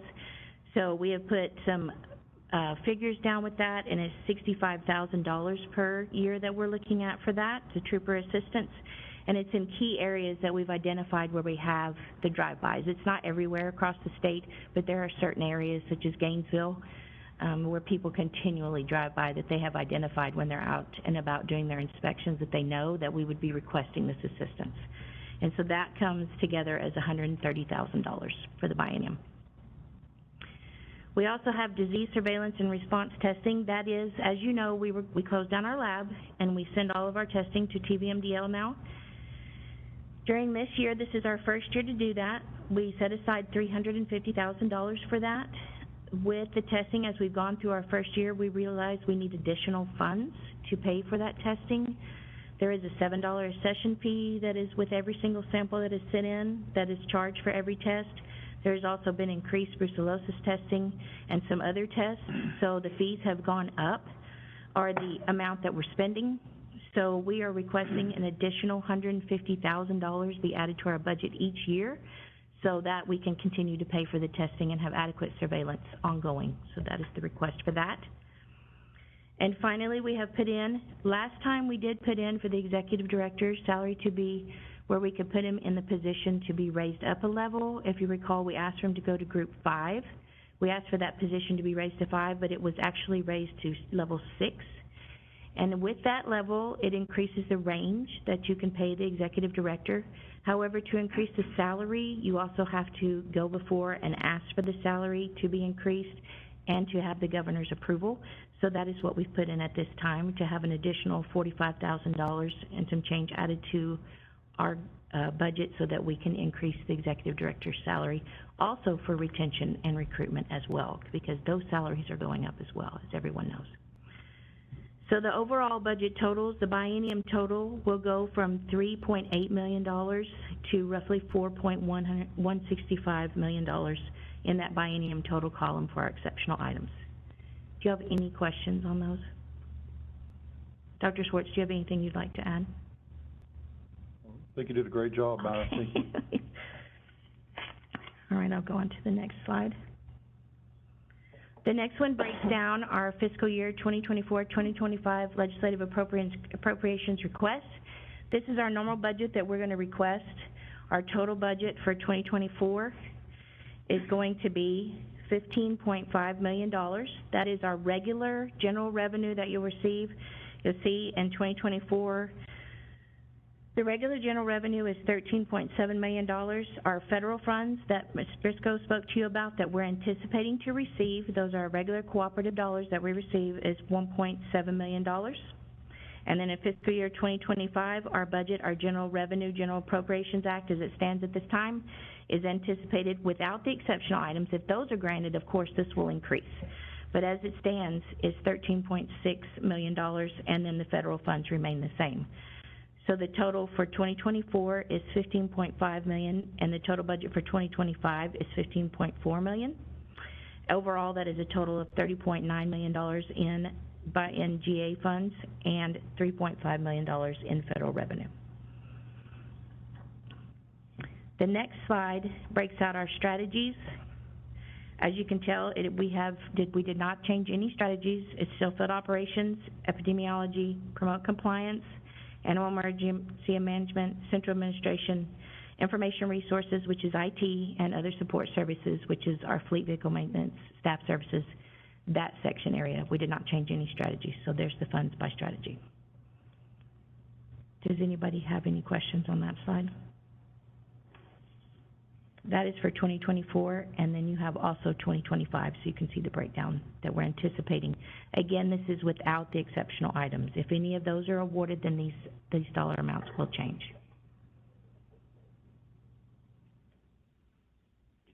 All right, any questions from Ms. Sines? I will entertain a motion for approval. Mr. Chairman, I move that we approve the agency fiscal year 2024-2025 legislative appropriations request as discussed today. Second. Okay, we have a motion and second that we approve fiscal year 24-25 LAR request as discussed today, and let the record reflect that Commissioner Leathers did leave the room. All in favor of that motion, please signify by saying aye. Aye. Opposed by no. The motion passes unanimously. The next item will be consideration of and possible action on agency contracts, purchases, and leases. Interesting again. It is me again. This one is a rather long one, and so before I start, I would like to take this opportunity to introduce someone else that is in here. I did talk about IT. You have also met Anthony, who has been helping everybody this morning, which I greatly appreciate. During our last commission meeting, we were unable to introduce her, but we do have a new IT director. You know that Mr. Brian McKay retired last August, and so we have hired, and Ms. Athena Burton has been on board with us for just a little bit of 3 months now, and so I did want to formally recognize her and introduce her to y'all as well this time. So I just wanted to make sure that you knew she was in here. Thank you. Okay, so contracts, purchases, and leases. This is rather lengthy, so is everybody ready? Okay, the first one up is we have our RFID wands for the animal health programs. We're going to purchase for field staff and private practitioners to read the 840 RFID tags. That one is $80,000. That's the first one we have. We also have the cattle fever tick market dipping project ongoing another year. That one is a federal cooperative. That is $350,000. Just so you'll know, last year it was $300,000. We did get increased federal funds because we do have additional markets this time. So we did ask for an increase so that we'll be able to pay for those dipping vats. The next one is our vehicle order. That is our capital funds, the $200,000.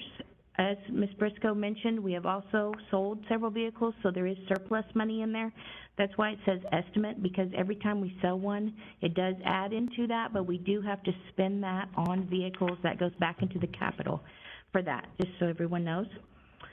The next one is an item for some John Bean sprayers. We need to purchase 5 of them. We have several that are at their end of life. We have tried, we have worked on them, maintained them, but we are in need of 5 of them. So that one is $125,000 for the purchase of 5 John Bean sprayers. Some of the equipment is from 1999 that we have been working on, so we believe it's time to move on and get some others. Moving to the next page, we are also requesting a small tractor.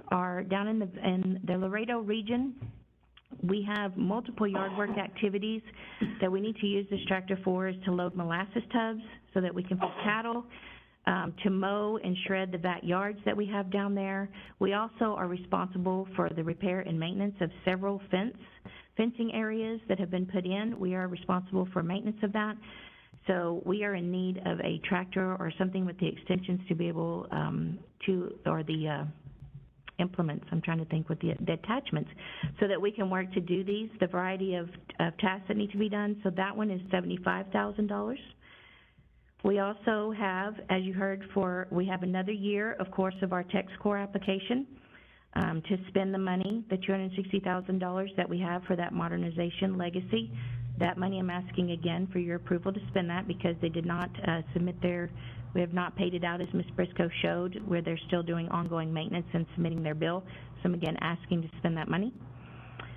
We have $82,000 this year to bring back our Microsoft software products and support renewal. That is our suite for all agency, our Microsoft products for all agency devices, Excel, everything that you use in Microsoft products. That is our suite package. The next is the release renewals. We have this office that we're standing in, the central office lease renewal is $295,000 for the next year. We also have the lease renewal of Sulphur Springs, which is $72,000. The Stephenville lease renewal, which is $70,000. The Beeville lease renewal, which is $92,000 for the year. The Laredo lease renewal, which is $80,000. And this time we have an additional lease. We also have a Rockdale region, as you all know. We have been trying to acquire a new lease space for the Rockdale region because internet connectivity has not been obtainable or feasible in that area. It has continually gone downhill every year. We have tried to make do with certain private internet providers in the area, but is still not at capacity as to what the office needs to function. So we have been looking for the past couple of years, and as you know, we asked for an exceptional item last year so that we could go ahead and proceed with obtaining new lease space for the Rockdale office. because the last time we put out a bid, it was over $150,000. Everything we received was new builds. And so we did not have that in the budget, so we asked for an exceptional item. We did get an extension of the last lease until this coming February. That lease is only $2,000 a month. That's why you have never seen it on here, because it doesn't get up to $50,000. So we've been lucky in that respect. However, we were also lucky this time. We did find we had someone place a bid that is an existing space in Giddings, and the lease is going to be for a year, $70,000. So it came in well below a new bid, which is great. So we have the funds available, so that new lease will take effect in January. Just to let you know, that is a new one that you are seeing. That gives the office time to move in. There is also a yard for their parking. We can cancel some other storage that we have because there was no space in Rockdale. So it is a good new space for the Rockdale office to move to Giddings. The next one is our workers' compensation coverage. It is $80,000 that we will need for the next coming year. We have second day and overnight shipping for Federal Express. That is a $50,000 a year that we spend. We have insurance for our fleet, $130,000 that we will need to carry for the upcoming year. We also need to purchase new laptops this year for equipment upgrades, and that is going to be $110,000 estimate to replace laptops for half the agency. And the last one is for our veterinary diagnostic services. That is to pay the lab for the upcoming testing fees for the next fiscal year. And as I explained in the exceptional items a minute ago, we're anticipating that that's going to increase from $350,000 to about $500,000. This will be our second full year. So we're letting you know ahead of time that we'll probably be spending about up to approximately $500,000 in testing this coming fiscal year out of our general revenue. That is without additional funds. That's with our general revenue. And that concludes all my $50,000 and over purchases. Anyone have any questions? Chairman, I move that we approve the contract purchases and leases as presented. Second. We have a motion and a second to approve the contracts and purchases and leases as presented. Any further discussion? If not, all in favor of the motion, please signify by saying aye. Aye. Opposed by no.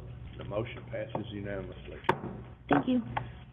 The next item on the agenda is a report from Mr. Bob Young on a presentation of compliance activities. Good morning, Mr. Young.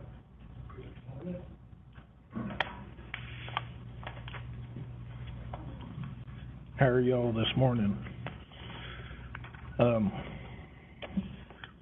We've got our compliance report of the alleged violations received by legal and compliance from September the 1st of 2021 to July 30th of 2022. So I gotta figure out how to work this again. Okay. Okay, that as I've always said, this report continues to evolve as additional information comes in. So we can do some trend analysis and move forward. Okay, starting in February of 21, field compliance forms began capturing the inspection and sector type to improve the data for our analytics. Through these trend analysis for this information, the agency has been able to identify areas with higher non-compliance and are now able to focus our efforts where we need to be doing education with our producers about the laws and rules. And we also to enforce those laws and rules when applicable.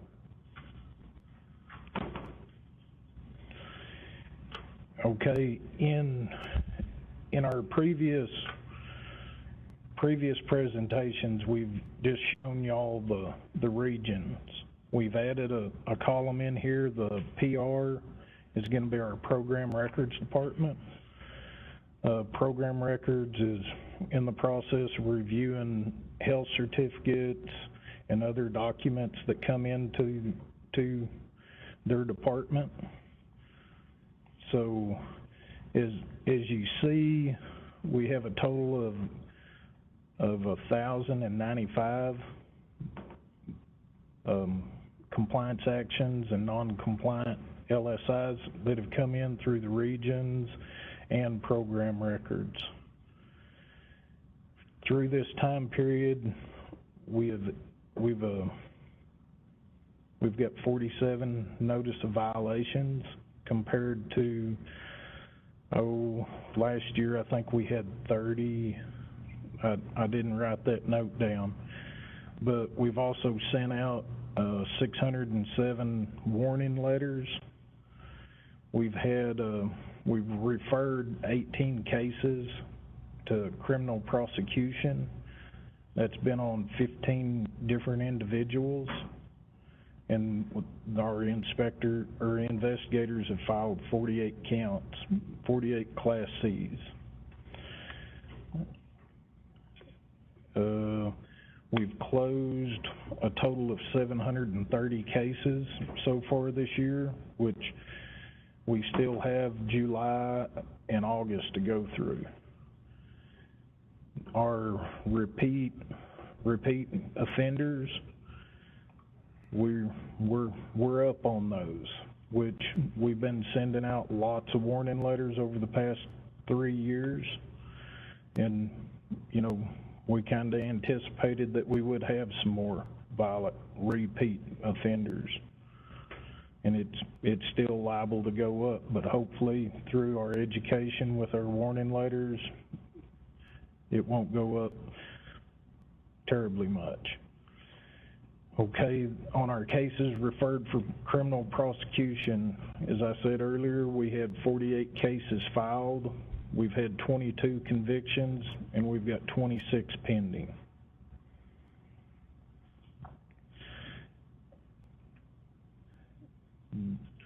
Does anybody have any questions on this slide? Yes. Yes, ma'am. Mr. Young, this is Commissioner Johnson. I noticed that you have the 33 repeat offenders from producers, and you mentioned that you send out extensive warning letters, warnings and violations. Is there an opportunity, I guess this question's for Dr. Schwartz, but is there an opportunity to be proactive and provide additional training for them since this continues to be, since this is such a challenge? Yes, ma'am. We're always handing out pamphlets at the markets. Some of these are probably going to be like our dairy identification requirements or our scrapie requirements. And we're trying to hand out information to get the people signed up to get their Prim ID for the scrapie identification, and then trying to notify all the people on the dairy ID that they have to be identified prior to movement. And some of these repeat people, they're multiple time repeats, and some of them already have an NOV issued to them. It's not a lack of awareness. Right. Some is a lack of awareness, but a lot of it is just continual intentional violation. So. You may have already answered the question. This is Commissioner Leathers. What is is there a violation in one area more than others?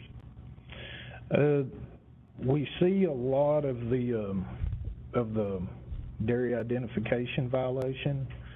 On that pie chart, those top alleged violations, Loris has done a good job of putting a pie chart in there for y'all where you can see the dairy ID is the chapter 43.2, and then the 47.4, those are authorized personnel, and the 60.2 is going to be the scrapie, and the 51.2 is our general entry requirements. And is there how do you determine, it's a repeat, if you've got somebody that's repeat, was it 3 strikes you're out type thing, or well, you run out of patience, what is the standard there? Well, the standard is, according to our penalty matrix, their first violation, If it's an L1, it can start out at a warning letter or be up to a $200 fine on a notice of violation. And then every subsequent violation, the assessed penalty goes up. Thank you. Yes, sir.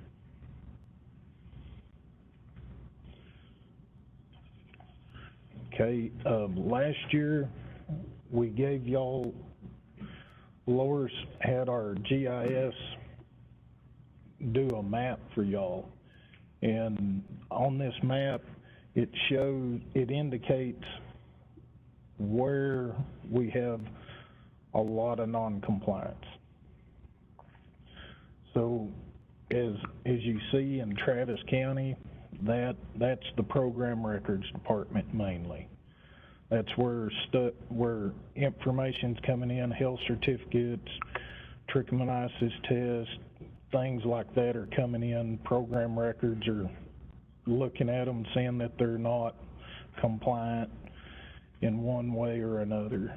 But the rest is pretty much all the field through non-compliant livestock shipment inspections and compliance action requests.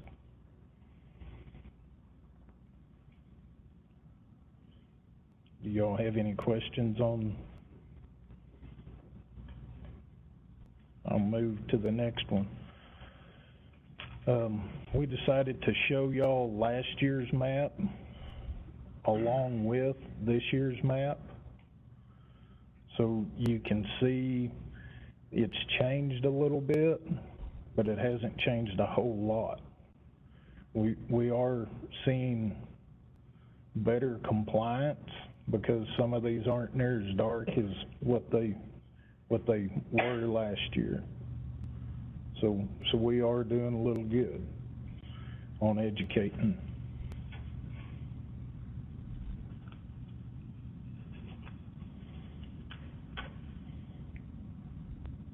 And that's the end of my report.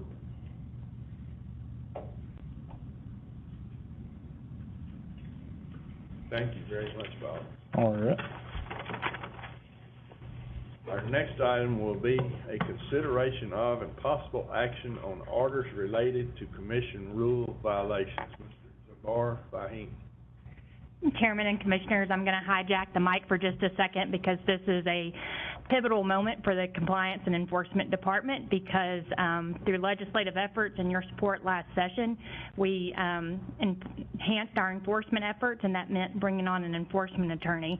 And so I'm happy to pass on the torch and introduce the members to Jabbar Fahim, who is now handling our cases and has done an exceptional job since he's come on board on June 6th. And I also want to say that we cannot do this in a vacuum, and we also were successful in recruiting Ms. Thelma Campos, who is our administrative legal assistant, who is helping process all these cases that you heard Bob talk about and these NOVs that Jabbar is going to present now. So just wanted to welcome him and Thelma at this time and let you know that we're growing our team and hoping we're doing the best job we can to serve Texas agriculture and protect the health and marketability of livestock, exotic livestock, and poultry. Thanks. Thanks, Mary. It's an honor to be before the commission. Like she said, I just started in June 6th, so I'm still getting acclimated to this industry. It's incredible the amount of work and the amount of knowledge that I've picked up from the staff so far, and I know it's going to increase exponentially as time passes. So these orders are, there's 6 cases that we have obtained stipulations on these notice of violations. 3 of the penalties, as you can see, were for failure to meet the performance standards in Chapter 47.4 for caudal fold tuberculin test methods and results that are supposed to be reported according to USDA standards. 2 of the penalties were assessed for repeat offenders for failing to identify dairy cattle We also had one administrative penalty for failure to keep dealer records appropriately. We had another violation for a repeat offender of authorized personnel record keeping and CVI, Certificate of Veterinary Inspection requirements, the filling out of the forms properly, and one veterinarian for the failure to comply with standards for vets. These people have all paid their penalties. We have the orders prepared. This is the list of the orders. As you can see, there are 5 veterinarians, and we hope to, with the warning letters that we are working through and education and outreach, we're hoping to hopefully reduce that. And that's my short presentation. We do recommend that the commission adopt the motion that's presented there in your books that you have. And if you have any questions, yes, sir. The failure to comply with standards for authorized personnel, give me an idea of what that means. The 3 vets that had the CFT testing, they had received multiple letters throughout the years based on the number of tests that they perform and the expected number of responders that should be returned, and they were reporting either 0 or very few as compared to the number of tests that they're performing. The other 2 were improper filling out of the CVI, so there were either no issue date listed on the CVI, or the consignee information is just blank, so we don't know where those animals are headed to. And so it's that kind of information that Program Records is looking through to see, are they filling out the information appropriately? And also looking through when Rex Wyatt looks through and sees how many CFT tests they're performing and what the expected number of responders are coming back. And then we look at that and see what their history of CFT tests have been. Have they been educated prior to that? And is further education and a notice of violation warranted? Mr. Chairman, I move that we adopt the final orders under agenda item number 12 as presented here today. Here we have a motion and second to approve the final orders as presented. Any further discussion? Not all in favor of the motion, please signify by saying aye. Aye. Opposed by no. That motion passes unanimously. Thanks very much. The next item on the agenda will be consideration of and possible action on agency administrative penalty and sanction policy. Mrs. Ludeker.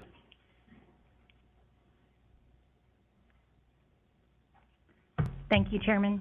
Members, for the record, I'm Mary Ludeker, and Commissioner Leathers, you tossed me a softball with your question about, to Jabbar about how the penalties are assessed, and Bob, excuse me. So our penalties,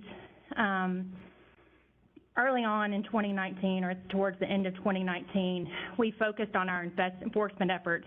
And one of the critical components of that was to ensure that we have consistencies between our regions and our enforcement staff in assessing violations, reviewing cases, and making sure that our penalties are consistent throughout unless warranted because of mitigating or aggravating factors.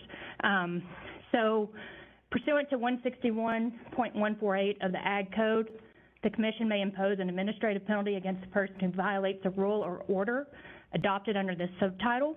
Last session, that penalty amount increased from $1,000 to $5,000 by statute. And this establishes the structure with which your legal and enforcement staff, compliance staff, make decisions about the relief to be sought in their cases. The policy is not binding upon you or the executive director when acting as the final decision makers. The commission and executive director are only bound by the limits of the law in Chapter 161. We are generally, as the legal staff, expected to seek penalties and sanctions that are within the administrative penalty levels and that are presented or will be adopted, assuming commission approval, that will be presented here shortly.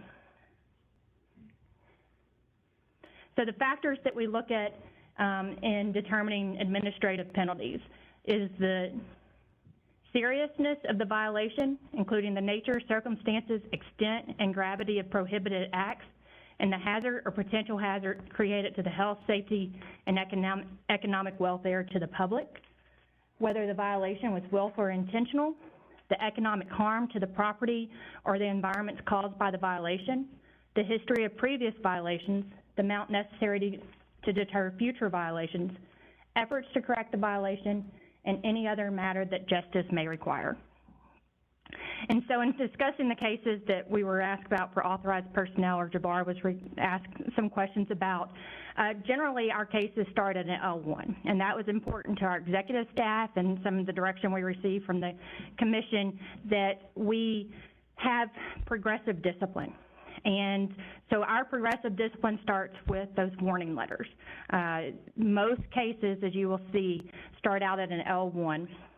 One of the cases with a veterinarian that you saw on the prior slide, it was a repeat violation. And so that's why that offense came to your attention, Commissioner Johnson, to emphasize why we see repeat violators. That many times it is someone that has actual notice, has had a prior, unless we're talking about quarantines or hold orders where the person has direct notice that this animal shouldn't be moved and there's serious consequences to the movement of those animals. Those cases, we generally start at an L3.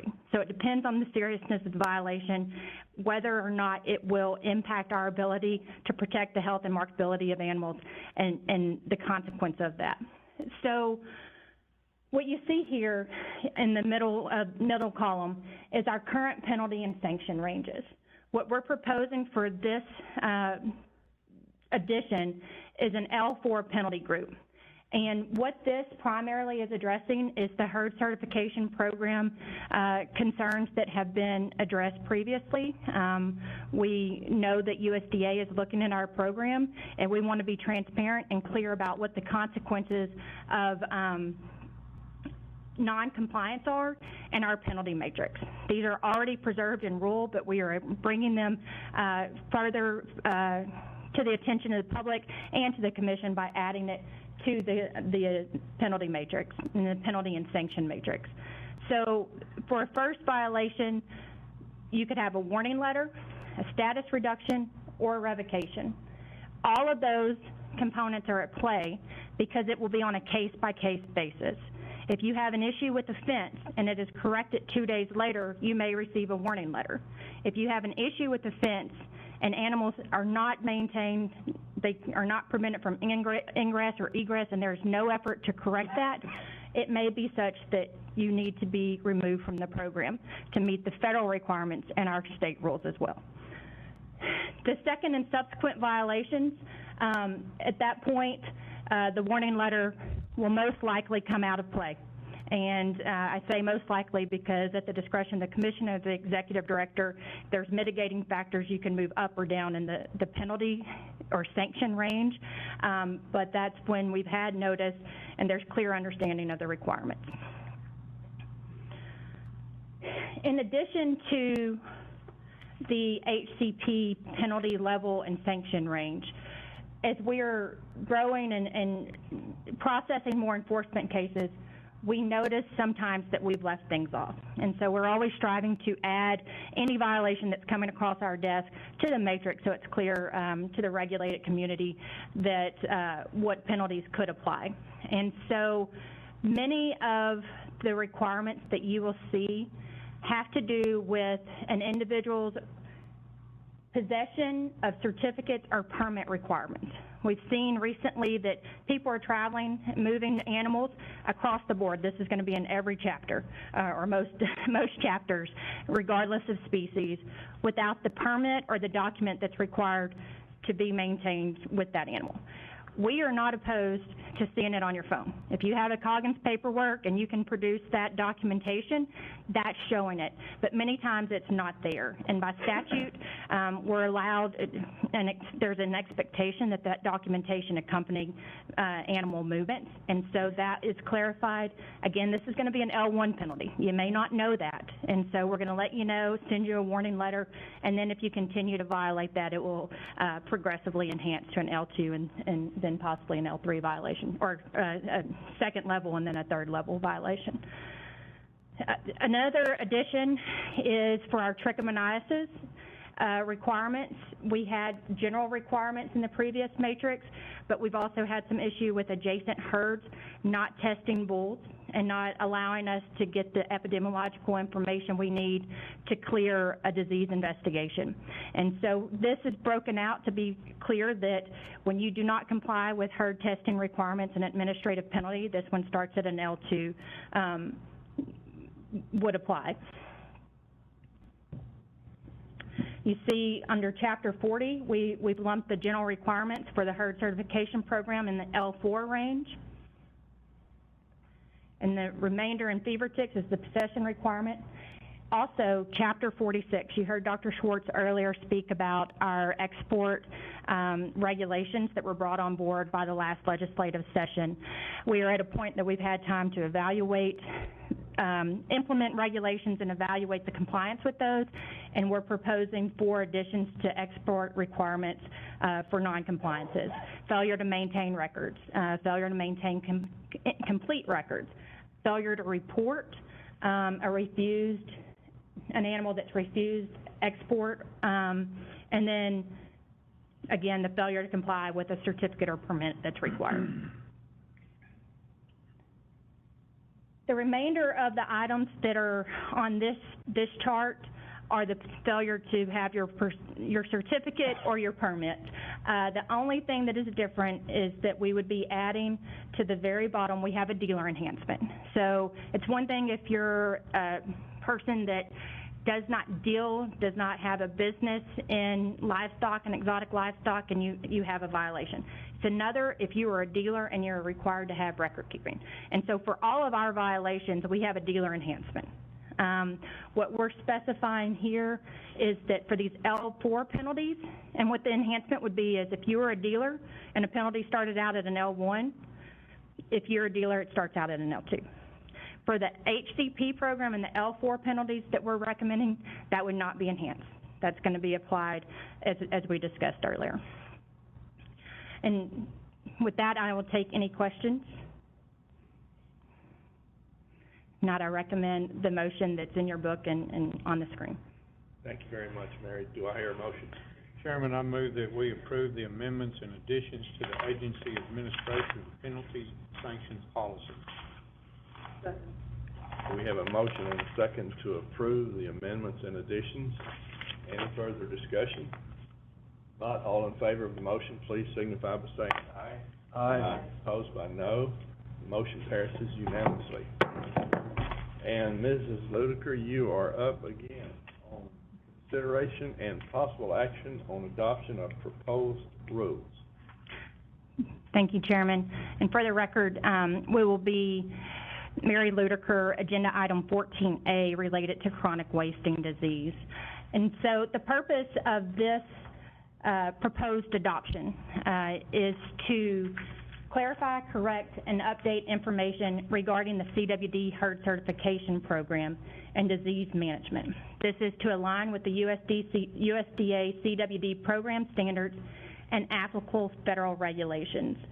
The proposals that were published in the Texas Register, we are not recommending any changes to those proposals, and so I'll save some time since we discussed those in detail. We updated definitions to add CWD positive animal. We clarified that a complete herd inventory should be called a complete physical herd inventory, which is now defined as a visual verification of all animals and identifications to reconcile records maintained by the owner. We added the term CWD exposed herd to definitions. In section 40.3, the herd certification program for Cervidae also all coincide with federal standards. It changes the time frame from 72 hours to immediate notification for a herd owner to make a report to the USDA or the Commission of Farm Captive Service that escape or disappear and all free-ranging cervids that enter the facility. We remove an exception for lowering a herd to first-year status if the animal is tested not detected post-mortem within the first year after entry into the herd. An amendment at 40.3D clarifies that one of the animal identification devices must be an official form of animal identification approved by USDA. At F, we require all identification to be visually verified on the animals during an initial inspection and a physical herd inspection.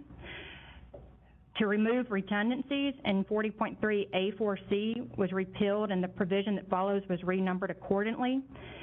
And currently, a complete physical inventory is required for all enrollees during the initial inspection and subsequent physical herd inspections, or where there is a discrepancy during normal inspections.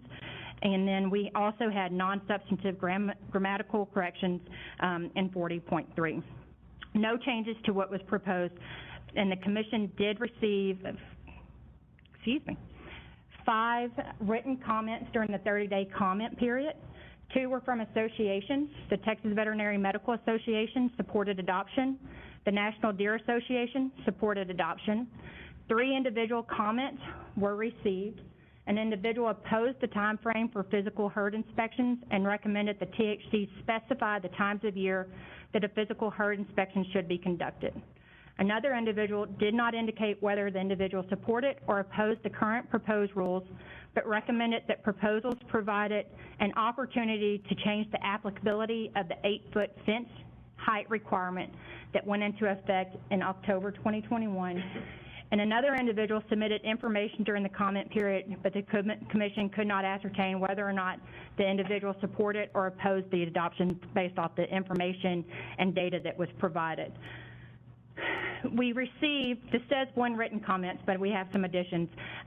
We received 1 written comment this past weekend from the Deer Breeders Corporation, and I understand there's members from DBC available to comment on their public comment, but I also want to note that the Commission received also 2 written comments.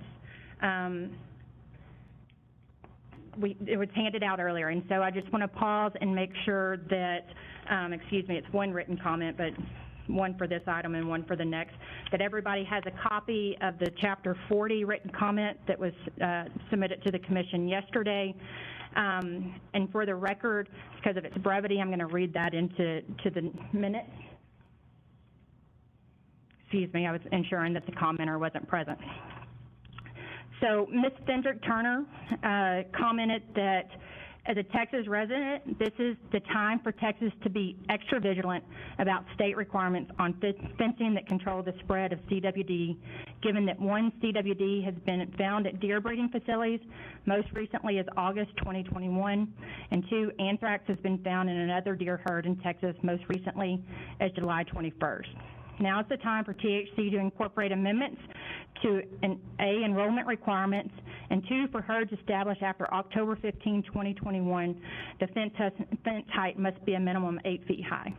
Most Texas regulated deer herds were established before October 15, 2021. It would be prudent for THC to require industry who is farming deer or providing animals for hunting and slaughtering to all have 8 feet height fences to prevent the spread of chronic wasting disease in Texas, not just those established in October. And I wanted to discuss this particular comment before we open it up for public comment, because this comment, although the commission will take it under advisement for future rulemaking, falls outside of the scope of the rules that were proposed and published in the Texas Register. And so because of that, we are not recommending any change to it. Also, there was a public comment that was submitted during the comment period that was very similar to this, submitted by the same individual. So I wanted to bring that to the committee's attention and let you know staff recommendation on that. And then I know we have public comments, and so I'll respond after we have an opportunity to open that up, if the chairs will. We have 2 people signed up for public comments, and I'll explain how this works. You're gonna have 3 minutes we'll ask you to come to the mic, and you'll have 3 minutes to make your comment, and we won't interact in a discussion with you, but we'll certainly take your comments under advisement. So the first person, and I may mess these names up, but Mr. Chris Timmons.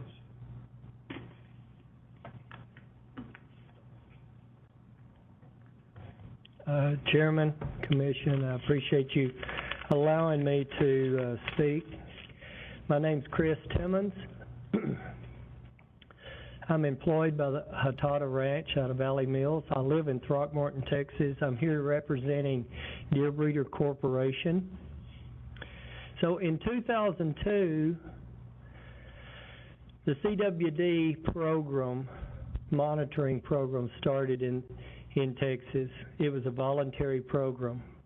You had a choice at that time to enroll your herd with Parks and Wildlife or under Animal Health. The difference was Parks and Wildlife required 20% post-mortem test of all your deaths annually. Through the Animal Health program, it was 100% annually of all deaths. And through that program is where we could develop or achieve certification after 5 years of test of 100%. A lot of people volunteered to do that. The herd that I managed at the time applied for that, volunteered for that. We tested, it took me 6 years, became certified. I was the 7th herd in the state to become certified. And what that means in the certification program is you can only trade with deer. You can only trade deer within those certified herds. So that limited me out of 1,000 breeders to only trade within those 7 herds. Today, that herd has been certified for 15 years. The benefits of being certified, there were 2 benefits. One, you could ship out of state. As long as you were TB or brucellosis accredited, you could ship deer to other states, which we did some. The second, and the main reason, was peace of mind, because it was believed that the certified herd was immune to CWD. We were considered the gold standard. In 2012, CWD was found in far west Texas in wild deer, and basically stopped exports out to other states. And the reason for that is because a majority or the majority of other states have a clause that says we will not accept deer from a CWD infected state. There are still just a handful of states that will accept deer from Texas. But even though we couldn't export into other states, it was amazing how many people still strived for that peace of mind and that gold standard. And every year, more people became certified because of that reason. In 2015, a positive deer was found inside a deer facility. The movement of breeder deer stopped. The state stopped all movement of breeder deer across the state. And within a very short period of time after assessing all the certified herds, they were released to go back to business, move deer just like they always did. And again, because of that, more and more people strive for the certified herd and the gold standard. So we have been considered, the certified herds have been considered the gold standard until February of this year, when all of a sudden, instantly, all the hard work we put into, and it's a lot of work. It's a lot of work to achieve the certification. It's a lot, even more work as your herds grow to maintain that from every year from there on out. And in February, all of a sudden it stopped, and the certified herd means absolutely nothing. There's no benefit. The shipment out of state, people don't really care about that as much anymore because a lot of the states won't take you. And now the gold standard has gone away. And we worked really hard and achieved it to achieve the goal of certification. And we spent thousands and thousands of dollars running tests all these different years in a voluntary program. We've worked for this certified program, and we don't want to see it lost. We want to help build it back to where it is again the gold standard. We understand that this 100% visual verification of both identifiers, we feel like it's doable. But if you have to do it in a short amount of time, there will not be one person left in this certified program. Everybody will drop out. And for the main reason is we cannot run our bucks through the chute. If you've got 1-year-old, 2-year-old, 3-year-old bucks, they are not all going to lose their antlers at the same time, not even in the same months, maybe not even in 2 months. And to run those deer through the chute, to identify those microchips is stressful on the animal, it's dangerous to the people, and the only other way to do that is through tranquilization. And if you've got $300, you're talking about $20,000 of drugs, and we're not going to do that just for an inspection. We don't mind the inspection, and we think it's doable if we can do it in phases or a transition period into that, and maybe add these high-frequency ear tags eventually and transition into that to where it's possible to do every year instead of every 3 years. But we think that we think the inspection's doable if done in phases or over time, and possibly adding Chris Seabury's genetic studies and analysis to the table and bring back the gold standard.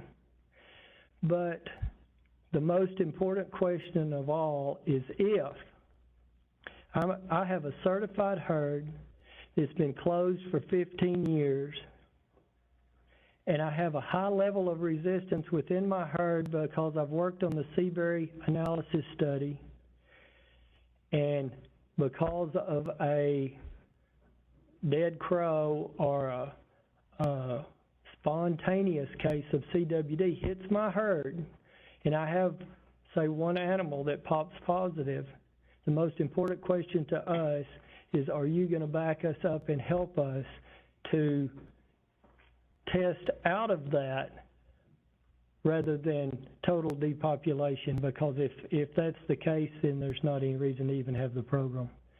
I'm just saying, if you pass this today to where we instantly have to go to the expense and the trouble and stress on our animals to do this full inspection like you're talking about in a short amount of time, the program's over. I mean, there won't be anybody left. We want to help, and we're willing to help. We worked really hard for it, and we want to keep it going, but we want to build it back to where there's a goal to get to and have people strive for that.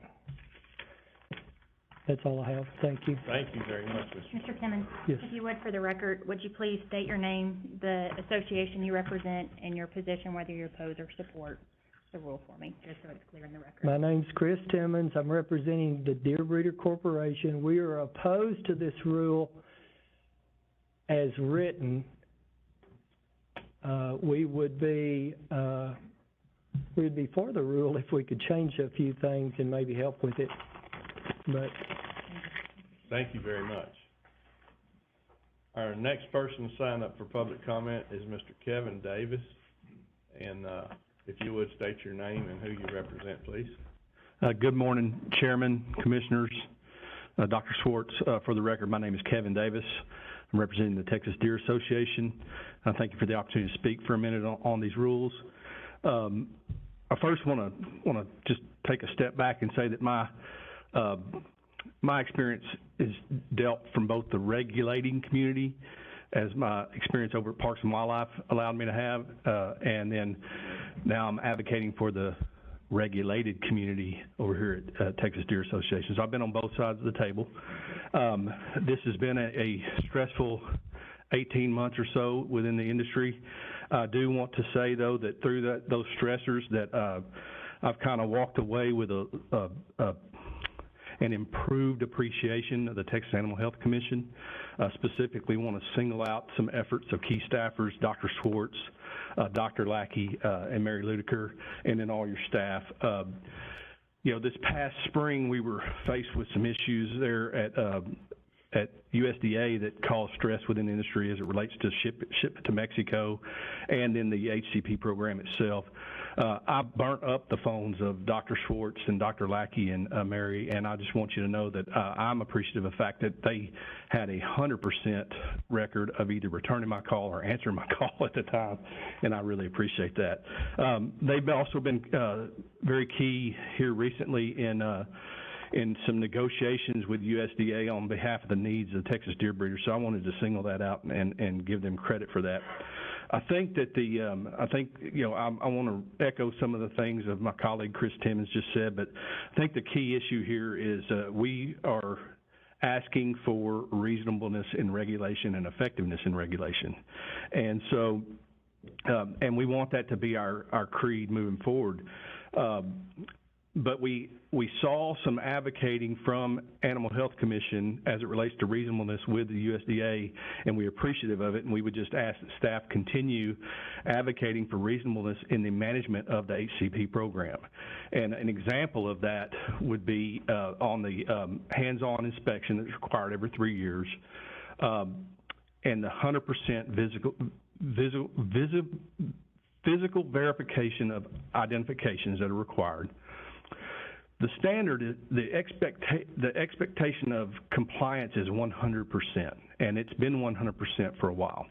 And so, picture the IDs on the animal being a primary ID and then a secondary or tertiary ID. The primary ID was solidified in statute in 2019, being an embossed ear tag that's made by the manufacturer that's readable from a distance with all the required information on it. That's required to be on the animal. Additionally, in 2019, microchip identification was required, or electronic ID was required.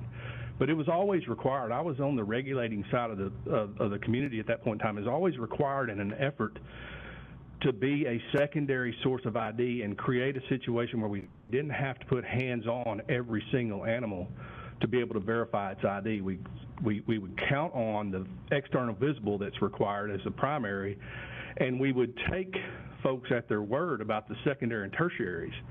So if you look at that from a practical standpoint in applying the standard of the HCP program, you could go to a herd inspection.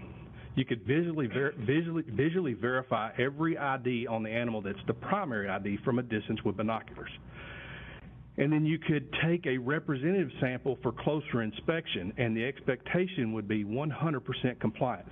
Picture 10%, picture 20%, whatever that would be. The expectation would be 100% compliance with that. If that's 100% compliant, it stands to reason that the rest of the herd would be too. We just need to be reasonable in our approach on that.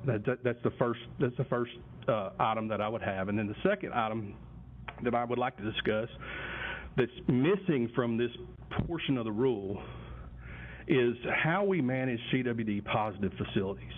We have a primary example of several stressors this year as they relate to herd plans that need to be signed and followed, and then depopulation events that need to occur from time to time. We've got a specific example up in Kaufman County right now where we have not, and I'm not placing blame on anybody, but negotiations to manage CWD on that property have deteriorated to the point where they're not effective.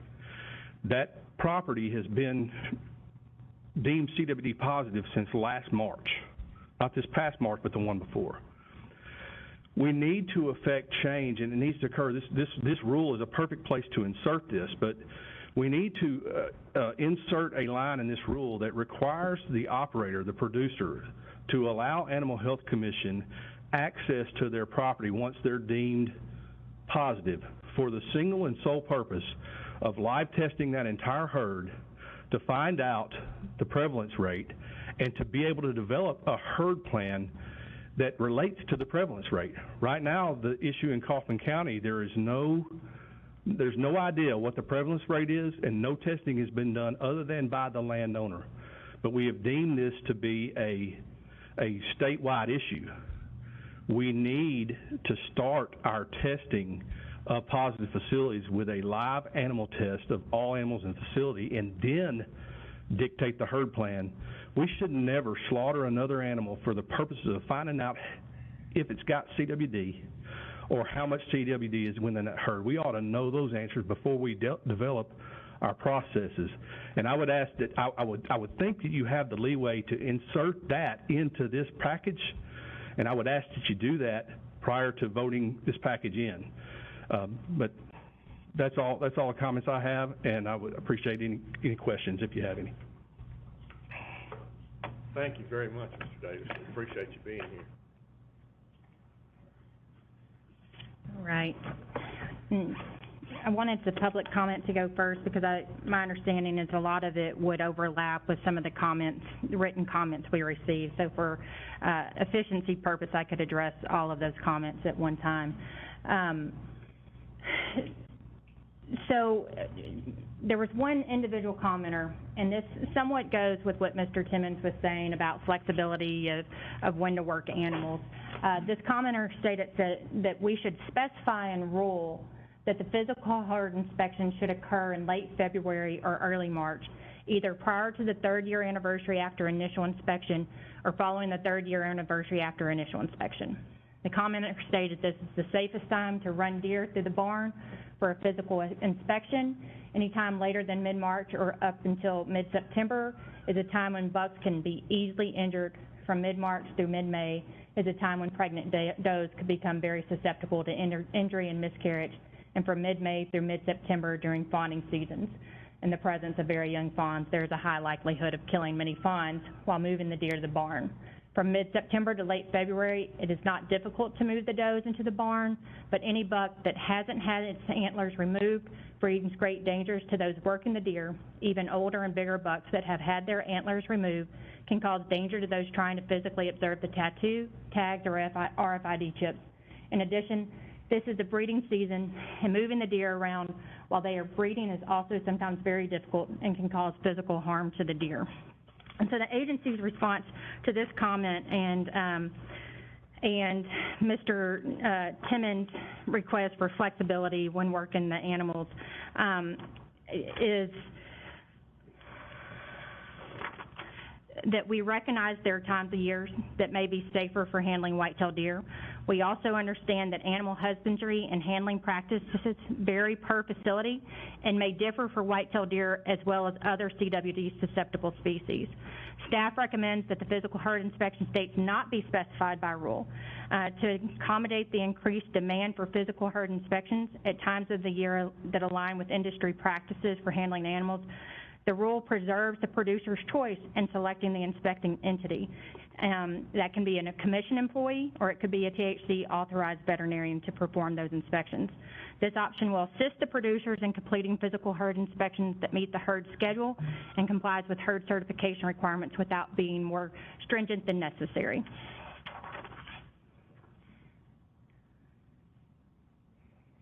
and, Mr. Timmons had provided his comment on behalf of the DBC.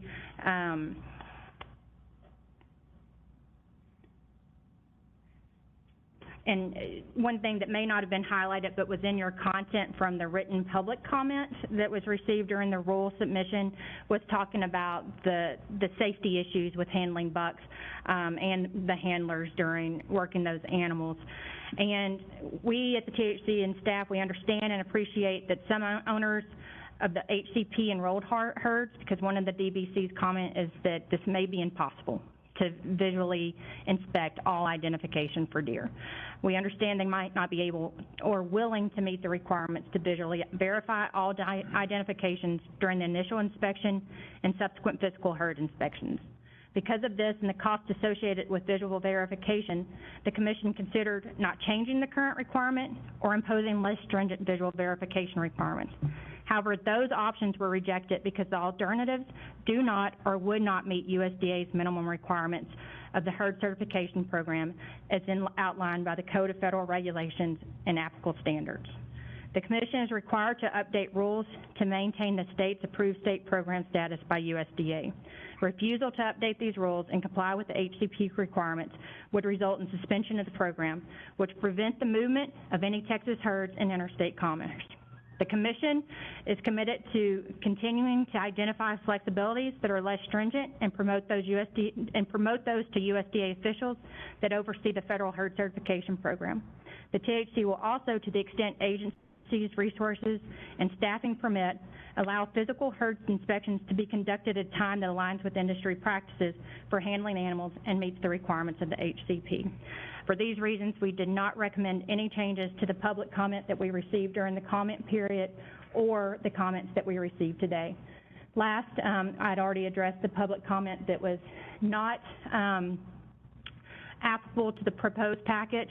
Also, to address Mr. Davis's concern, I would need to evaluate his request for the agency to require additional rules in this packet, in this proposal, and I believe, if I heard it correct, you would like to recommend that start testing positive facilities and require live animal testing of all of the animals in that facility. Correct. Yeah. And because of that, I do believe that would be on the scope, and it would be my recommendation that it not be part of this packet, because we would need to provide sufficient notice to the public to comment on that. There would be cost associated with live animal testing, and we will take it under advisement as my recommendation, but I don't believe it should be incorporated into this recommendation because of the notice issues that it would concern. With that, I can take any questions, or I recommend the Commission adopt the motion in your materials. Dr. Schwartz. Thank you, Chairman. Dr. Schwartz here. So I just want to make a comment. We have asked USDA for some clarification on that, on what is allowable for the physical herd inspection, and they've insisted that both IDs be visually verified. But up until this point, we had insisted that the records have both IDs on them and be matched and be verified when the herd enrolled, and then we could just verify one ID, as Mr. Davis had said, when it was time for that complete herd inventory. But there is some flexibility on when that physical herd inspection is done, according to USDA, and it just has to be done at least every 3 years or more frequently. So a deer breeder can choose and can be done in recognizable subsets, so the does can be done at one time and the bucks another time, but as long as it's within the same status year. So I just want to explain to you, commissioners, that there is some flexibility in that, that USDA is acknowledging that there can be some flexibility in doing, at least as far as doing those two different groups separately, and using electronic means as one way, like reading an RFID tag as a deer goes past a scanner or something. That could be one form of verification. The other would need to be visualization of the other tag. So I'll offer that comment. Thank you. Mr. Chairman. Yes, ma'am. Mary, I would like, this is Commissioner Payne, I would like to maybe abstain, given our deer business from voting. Thank you, Commissioner Payne. I appreciate you bringing that to the Commission's attention. I'll entertain a motion this time.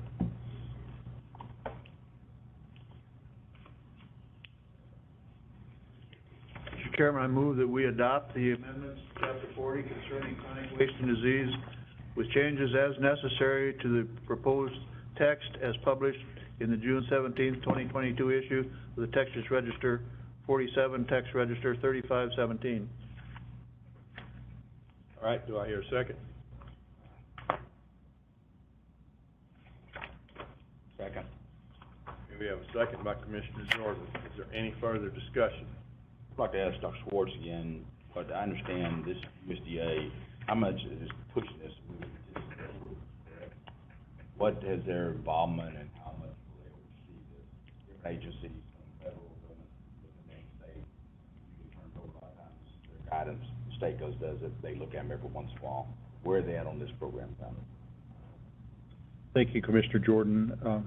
Andy Schwartz here. So, USDA reserves a right to review a state's program, and they chose to review ours this last year. I think a lot of it had to do with the fact that we had 7 positive herds in 1 year, and knowing, they know as well as we do that, I mean, the certified HCP, herd certification program, is the gold standard, yet almost 40% of the positive herds in the U.S. last year, or over the last several years, have been certified herds or in the herd certification program. So it's not, as it's written, as it's executed in various states, it's not perfect by any means. It's a difficult disease to deal with. And so in the review, they pointed out specific, things that we needed to do. One was this physical herd inventory that we needed to change how we were doing it. And they actually came and visited some of our region offices. They interviewed us. We had meetings here.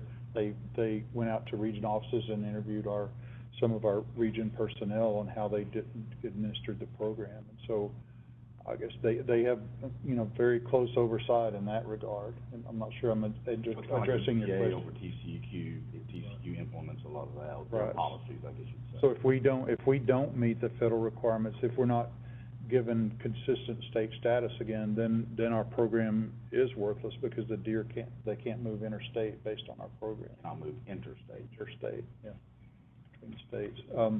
In this process, I mean, the industry asked, could Texas Parks and Wildlife CWD surveillance count as a program for sending deer to Mexico? And in previous years, it was, so when a deer breeder wanted to send a deer to Mexico, the veterinarian just had to sign a statement saying that they were in the Texas Parks and Wildlife program, which they had to be as if they had a breeder deer permit, then they could send deer to Mexico. In the last couple of years, federal staff changed how they interpret what Mexico wanted, and they said it had to be in the herd certification program, in our herd certification program, not just the Parks and Wildlife program. But industry asked if they could go back to if USDA would consider accepting Parks' program. So we helped arrange a call between USDA and industry and talk about that. And industry, USDA did review the Parks and Wildlife program, and they have agreed that it's sufficient to provide the surveillance needed to send deer to Mexico. So now that's one disincentive, I guess, to be in our program anymore, is that a deer breeder being in the Parks program can send deer to Mexico. So I guess that was a long-winded answer to the question. I hope I did answer it, though. Any further questions? Not all in favor of the motion signify by saying aye. Aye. All opposed by no. The motion passes unanimously, and let the record reflect that Commissioner Payne abstained. We'll now move to Chapter 51, Part B. All right, so agenda item 14B relates to entry requirements. The purpose of this rule proposal and now this recommendation for adoption is to improve efficiency, traceability, and cost savings for certain dairy calves moved into Texas. The proposal provides a certificate of veterinary exception for dairy calves 10 days of age or less when premises entered into a modified movement agreement approved by both the shipping animal health official and the THC executive director. An agreement as specified by rule will include identification, record keeping, reporting, inspection, testing, and other requirements as epidemiologically determined by the executive director. Please note, because we are dealing with animal health officials of other states and our USDA counterparts, the terms of those agreements cannot be specified because they will vary case-by-case basis on what the states can agree to and are willing to accept as an exception to a certificate of veterinary inspection. This exception aligns with 9 CFR, the Code of Federal Regulations, Part 86, when agreed upon by the animal health officials. We received 3 written comments during the 30-day public comment period. One association, the Texas Veterinary Medical Association, supported adoption. 2 individual comments, an individual supported adoption if all parties involved execute and comply with the terms and the conditions of the Modified Movement Restriction Agreement, which was required by the proposal. An individual also opposed adoption. The commenter stated that THC does not need to agree to move cows without documentation as a shipping nor a receiving state. The commenter stated that this is certainly no time to eliminate state requirements to control the spread of disease and cited diseases of concern including SARS-CoV-2, highly pathogenic avian influenza, African swine fever, and anthrax. And I want to pause there because the same commenter submitted additional written request yesterday, and that is the second document that was handed out to the commissioners for your review, and substantially is very similar to the comment that we received during the public comment period. And I can pause if anyone needs additional time to review that comment.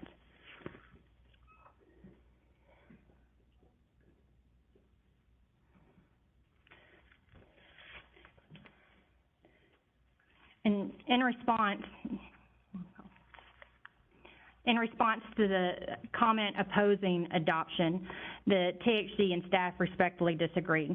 Cattle may be moved between shipping and receiving states or tribes with other documentation than the health certificate, only when agreed by animal health officials. The rule amended aligns with federal regulations, and producers are not entitled to this. They're allowed to request this exemption to the CVI requirement. However, all parties involved must execute and comply with the Modified Movement Restriction Agreement. Because the out-of-state premises of origin and Texas premise of origin must execute this document prior to any movement, this proposal will actually enhance the THC's visibility and awareness of animal movements into Texas and improve overall animal disease traceability. Rather than receiving that information on the back end, a health certificate is valid for 30 days, and you can't predict when those animals are going to move in at all times. And so here, because of the producer's willingness to agree to more stringent terms, where they're letting us know where exactly they're moving those premises, we're getting we are going to recognize some efficiencies in animal disease traceability, both on the producer side and the agency, the individuals that are following up and making sure those animals arrive where they're supposed to. As we discussed, the Modified Movement Agreement will include identification, record keeping, reporting, inspection, and testing other requirements as may be required by the animal health officials and would definitely be required by the Texas Animal Health Commission as required by rule. As such, staff does not recommend any changes as a result of the rule comments. Mr. Chairman, I move that we adopt the amendments to Chapter 51 concerning entry requirements with changes necessary to the proposed text as published in the June 3rd, 2022 issue of the Texas Register 47, Texas Register 3207. Second. Okay, we have a motion and a second to approve the Chapter 51 entry requirements. Is there any further discussion or questions? And Chairman, just to be sure, I don't believe we have any public comments, but if we could call for it to make sure. Is there any public comment? Sorry. Thank you, my apologies. Hearing none, I'll call the question. All in favor of the motion signify by saying aye. Aye. Opposed by no. And the motion passes unanimously. The next item will be number 15, item 15, consideration of and possible action on proposed rules, Chapter 38, trichomoniasis. All right, thank you, Chairman. Oh, Amanda, I broke it.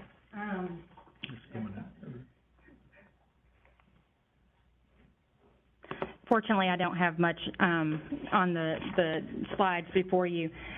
This proposal is a result of the trichomoniasis working group that was discussed in detail by Dr. Schwartz earlier today. But for the group, because some of us were unfamiliar what trichomoniasis is, so I'm going to give a little background on the disease and discuss not only the working group's recommendations, but also staff recommendations that were a result of reviewing the case, reviewing the recommendations. Anytime we're in a chapter and we have an opportunity to improve readability, consistency, we strive to do that. And so we went ahead and took some of this time to make some of those corrections to this chapter as well, and what we would propose, given commission approval, to publish these rules for comment. So trichomoniasis is a venereal disease of cattle, and it's caused by a protozoan organism. Dr. Schwartz, can you help me with the pronunciation of that? Trichomonas fetus. Trichomonas fetus. It's spread through sexual contact of cattle. There's not approved treatments for bulls or cows. Bulls are infected for life and become a reservoir for the organism. That's why many of the program features in the Texas program focus on the bulls when we're looking at our program regulations. Infected cows experience pregnancy loss, often early in gestation, resulting in repeat breeders and inconsistent calving distributions. The Bovine Trich Working Group met in May 2024, and again, this was a program that was initiated by the industry, by the regulated community, because the animals that were being moved into Texas were infected with this protozoan and causing these losses for their herds. And so ever since then, we meet annually to review the program, its effectiveness, and to take recommendations from the work group. The work group provided specific feedback and the following 4 changes. They are recommending that all bulls that are part of a positive facility be tested again for trichomoniasis 1 year after the herd is released from hold order or quarantine. They recommended that we extend the time to submit phosphate buffered saline to the lab from 96 to 120 hours. And that's because the science and the information supported that was sufficient time, and because it's more flexible, the agency wanted to consider that, and the work group recommended it. They also recommended allowing pulling of those phosphate buffered samples at a ratio of 5:1.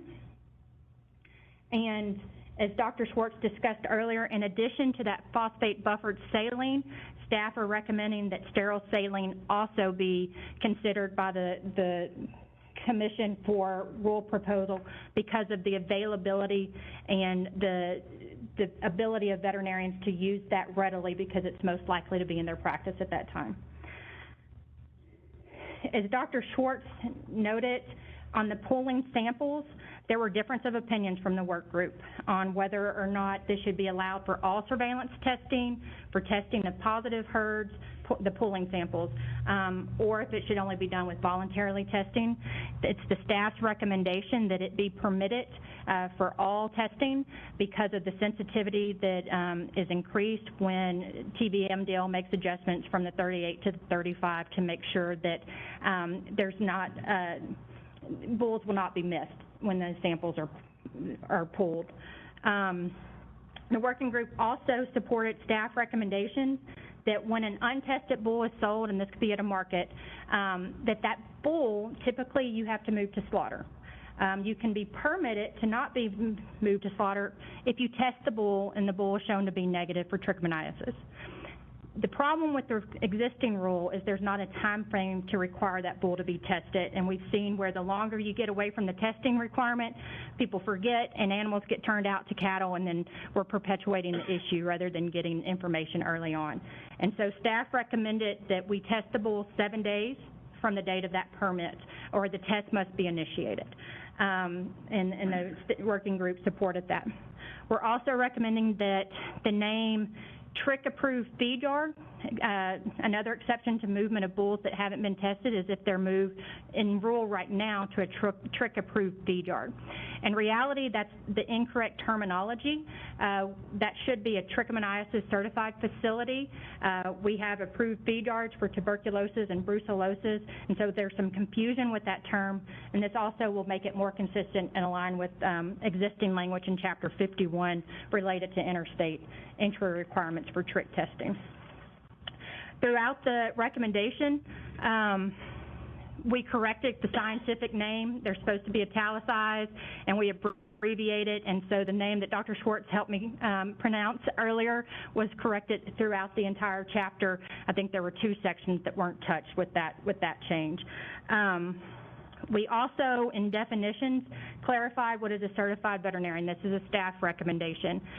There was some confusion because certified veterinarians have to be trained to test for trichomoniasis. It's not your pulling blood sample. There's some nuances to it. That certified veterinary training predated our authorized personnel chapter that went into effect in 2013. And so now, to align it with the requirements and the standards for those authorized personnel, we're clarifying that a certified vet must be authorized personnel. They are already required to be an accredited 2 veterinarian with USDA, which has similar requirements to ours, but the authorized personnel program is Texas specific. For example, trichomoniasis is not a federal requirement. It is a Texas issue. It is a Texas program to address and mitigate a disease that was affecting our producers here in Texas. Throughout, we also clarified that polymerase chain reaction is permitted. It does not have to be a real-time PCR. That was in consultation Dr. Schwartz had with the Texas Veterinary Medical Diagnostic Laboratory. Also clarified that the PCR should be used for those pooled samples. Throughout in 38.2, we clarified and made terms consistent with other provisions, saying that request to retest bulls that test positive needs to be in writing and to the region director. We also made some organizational changes and dropped some requirements into paragraphs so it's easier for our community to understand and not read 20 different lines, but have it separated by 3 in 38.2C. We did not make any changes to the requirements, just organization on that part. And then we clarified that the timeline for that confirmatory testing of a positive animal is 30 days from the original test date. I've covered the other 2 untested requirements. So as far as the requirements provided by the work group, the most significant cost-wise would be the requirement to test all bulls as part of a positive herd 1 year after that hold order or quarantine is released. And when we are doing our evaluations, what we have found so far is that those trick tests would cost a producer between $75 to $150 per test, depending on whether or not they're also going to do testing for fertility at the same time. When fertility testing comes in, it's on the higher end. So in evaluating cost and alternatives to producers, we looked at several things to bring to the commission. We looked at not making any change, and the concern with that is we are seeing reinfections in these bulls, and part of it is because it persists. It becomes a reservoir in the bulls, and it can reside in open cows, and then when they're bred, it gets perpetuated. And so that was not the recommendation of the work group or the staff, because we're trying to reduce and remove and mitigate the effects of this disease, and allowing it to repeat in these infected herds is not getting us to that goal. In 2022, 31 herds, we had 6 repeats. In 2021, we had 11 out of 81. In 2020, we had 16 repeat herds out of 97. So in total, over the last 3 years, there were 33 herds that later on were found to be reinfected, which is the reason for this particular requirement. Another alternative, which was recommended, or part of the discussion with the work group, is that no pooling be allowed. That for these retests, these animals need to have an individual test.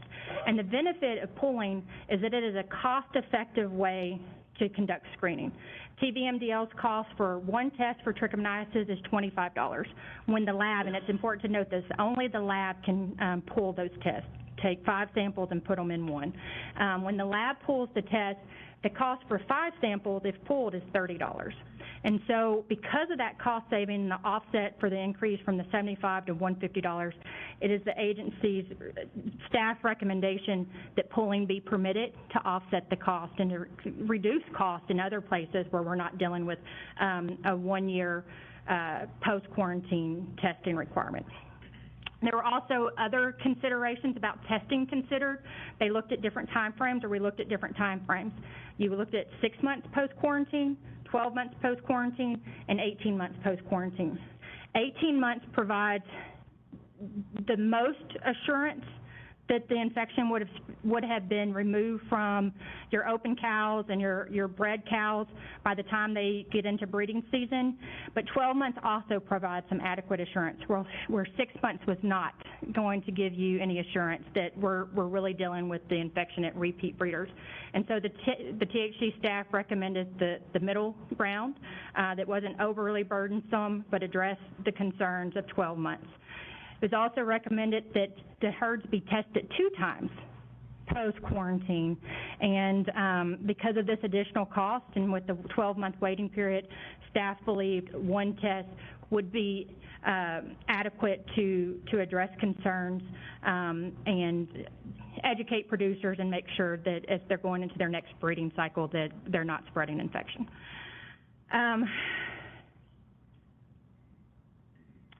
And I believe that is a good summary. Again, in 38.8, we just corrected scientific names. So with that, it would be staff's recommendation that we put together a rule proposal packet and publish that in the Texas Register for public comment. I'm happy to answer any questions on this. This is Commissioner Jordan.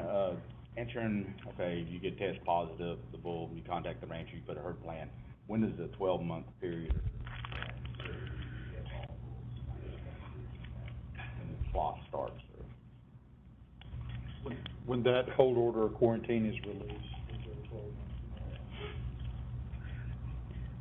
And that's typically once the bulls in the herd test negative, on 2 consecutive tests, and that was clarified. We did add consecutive, and thank you for the question, to the rules. That's after the bulls, other bulls may have been positive eliminated already, sent the packer. Yes, sir. I'm just curious what the 12, just so we have some guidelines. Yes, sir. Any further questions? Chairman, I move that we propose the amendments to Chapter 38 concerning trichomoniasis located in Title 4 of the Texas Administrative Code with changes necessary to the proposed text. I further move that the notice of proposed amendments be published in the Texas Register with a 30-day comment period. Second it. Okay, we have a motion and second to propose the amendments and additions to Chapter 38. Any further discussion? Not all in favor of the motion, please signify by saying aye. Aye. All opposed by no. Motion passes unanimously. Next item will be item 16, Mrs. Ludeker again, presentation regarding request for rule change related to categorizing ovine herpes virus. Thank you, Chairman. So by rule and by statute, the public has the right to petition the agency for rulemaking. And if the petition meets all of the requirements set out in Chapter 59 of our administrative code, we put it on the agenda. Sometimes it doesn't take the petition, it takes work groups or other things. But in this scenario, the Texas Bison Association submitted a comment requesting that this item be considered by the Commission. Interestingly enough, we also received support of that request from the National Bison Association, and then we also received a public comment once the agenda was posted from Dr. Walt Cook. And so I would like to invite the petitioner, the group that requested the item be placed on the agenda, to present the topic, and then it's in your materials, Dr. Walt Cook's comment is, but I will summarize that for the committee once the attendees have an opportunity to present before you. Okay, so you're saying the folks that filled out the cards? Yes, sir, and if we could start with the Texas Bison Association, that would... That would be Mr. Ed Mountain. And good afternoon, everybody. My name is Ed Mountain, and I am the president of the Texas Bison Association. Located in Mart, Texas is where I have my bison ranch. If you're not familiar with Mart, it's a large community of 2,000 people about 20 minutes east of Waco. Thank you very much. You all have a very important role. You know, people can talk about oil and gas being the lifeblood of the Texas economy. You drive our highways and our back county roads. It's the ag. Ag is the lifeblood of our economy. Before I get started on what we're petitioning for, let me do a quick introduction of some of the folks I have with me. Joe Graham is with me. Joe is a bison rancher in College Station, Texas, and is the vice president of the National Bison Association. With me also is Donis Baggett. Donis is a bison rancher in Bryan, Texas, is the former president of the Texas Bison Association, former president of the National Bison Association, current chairman of the board for the National Bison Association, and again, a bison rancher in College Station, Bryan. And then also Tim Frazier. Tim is a former president of the Texas Bison Association and operates a bison herd in the Panhandle that, depending on the time of year, could be 2,000 to 4,000 bison head. So what's important for us today that we think that we bring to your attention is the OHV2 virus that can be very deadly to bison if contracted, is mostly resides in the sheep community, that is not deadly or hurtful to sheep, but again can be hurtful to other species, but almost always deadly to bison. We want to create this awareness, and we think we can do that by getting this reported as a actionable disease, in getting elevated to the that kind of attention. For example, we think there's an appetite within the drug manufacturers like a Merck to look at something like this. Could we offer a vaccination? Because there's not a vaccination today for bison. So once they contract this disease, it's almost always fatal, and it's a very horrific disease to see a bison go through something like this, something the national mammal should never have to go through. But to give you an example where I think there's an appetite, today in bison and some cattle, there's a resistance to internal parasites. So I'm working with Merck today to find out why, for example, in homunculus, is there a resistance to Merck Safeguard. So they're working very closely with that, and if we can get this, again, listed as a reportable and actionable disease, we think there'll be an appetite within the drug community to work on vaccinations for that space as well. For a personal story from me, for example, I live on a small county road in Mart. About 25 yards away from my fence is my neighbor, who's a fantastic lady. She has told me several times she enjoys watching my bison herd because they're not exactly everywhere, so it's just a pleasure she gets. Probably maybe once a year, certain times of the year, she'll bring in a sheep herd to help keep her grasses short. And so I explained to her, I said, hey, you know, I just want you to know that this is potentially deadly to my bison that you enjoy to watch. And she was not familiar with the OH2 virus because it's not really documented anywhere. So bringing this attention to people may make a decision of what they bring in for animals as a good neighbor. But again, the main point is bringing this to the attention of the medical community and looking for a vaccination as well for something like the OHV2 virus. At that point, I'd like to bring it up over to Donis. Thank you very much again for bringing us in.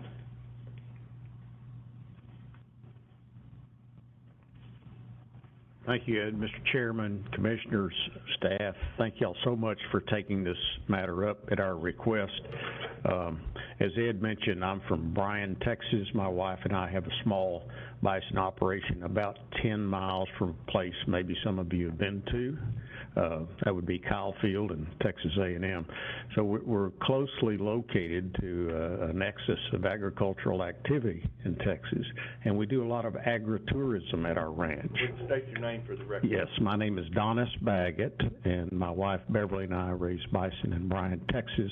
We are in favor of this proposal, and I also represent the Board of Directors of the National Bison Association, which is also in favor of it.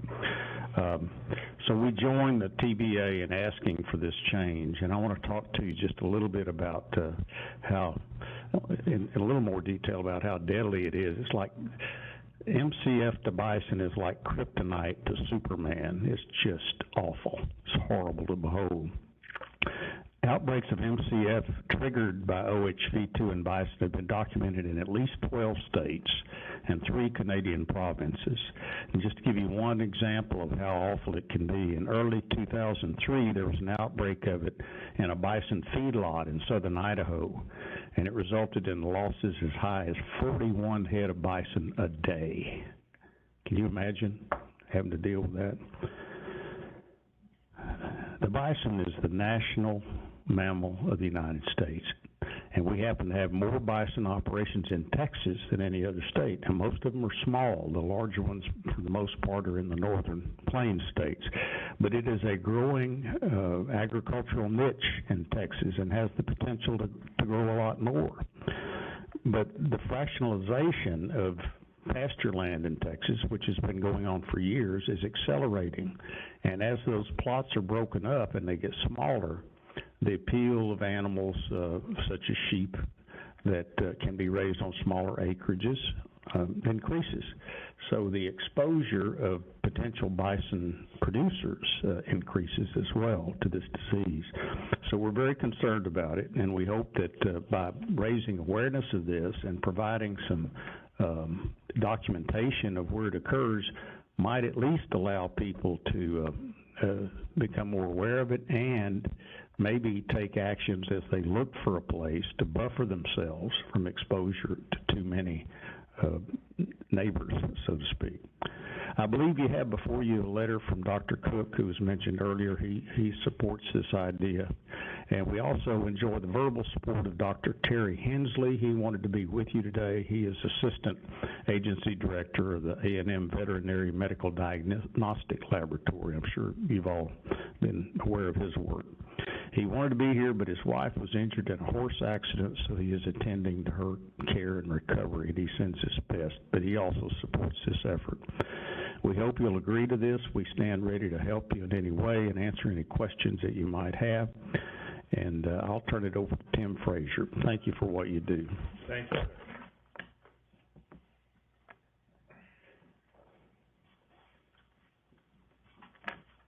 Mr. Chairman and Commissioners, my name's Tim Frazier, and I'm Frazier Bison LLC, and as such, I act on behalf of Southwest Bison today because we have a problem with OVHV2. I would like to, before I begin, remark about how great the TAHC is with the public. They led me by the hand through all of this so I could, do something that was potentially actionable. But my place today is to tell you 2 stories. One that's true, that happened in the past, and one that's about to become true. The one that's true and in the past was our first buffalo, my wife and I, was a pet. And we used to train stock dogs and horses, and I was headed for a career in cattle, and we kept a little band of meat sheep around to train the pups to get their confidence up before we took them to cattle. And that buffalo was exposed to those sheep for months. And then one day he didn't look too good, and then within hours he didn't look at all. And we had the vet do a biopsy and test, and it was OVHV2 that killed him. So my first bison that I ever had experience with succumbed to malignant catarrhal fever, specifically OVHV2. The next story is about to happen starting next week, where I have currently about 1,500 head of bison in a feed yard, including a cow-calf operation in a perimeter around the feed yard. We house between 2,000 and 4,000 head of bison all the time at that location, and we also have reproduction herds out on 70,000 acres. So a piece of land sold next to us, and I met the man because I helped the trust that owned the land clean up the property for the new owner. And I asked him in a friendly, neighborly way, what are your plans with the land? He says, oh, we raise sheep. And my heart just fell out of my body right on the ground. And I said, well, that's a death sentence to my bison. And he said he didn't believe me. So he went back and researched it. It's very easy to locate on the internet and in research and peer-reviewed materials, okay? And he came back and he said, "You're right. That could completely devastate you in your operation." He said, "So buy me out." And he was willing to let him make $200,000 and move on down the road. So our organization decided that that wasn't okay, because we could just keep buying the next ranch and the next ranch and the next ranch until we ran into an ocean. So the precedent for fair business, is, I think, set in a bad way when a guy can move in on an existing bison operation with an infectious disease and wipe me out, causing me to maybe have to buy land or just go out of business. And that's what's occurring starting next week. My clock starts next week. Beyond that, he's bringing sheep in. They're hair sheep. We don't know what that means to the virus yet, as far as its prevalence difference within hair sheep versus meat sheep. But the reason I am in support of this, or supporting this rule change, is for awareness, and has no teeth, but it may cause dissuasion from a new landowner that might decide to buy land and move a sheep operation right up against an existing bison operation. That's not fair if I was there first.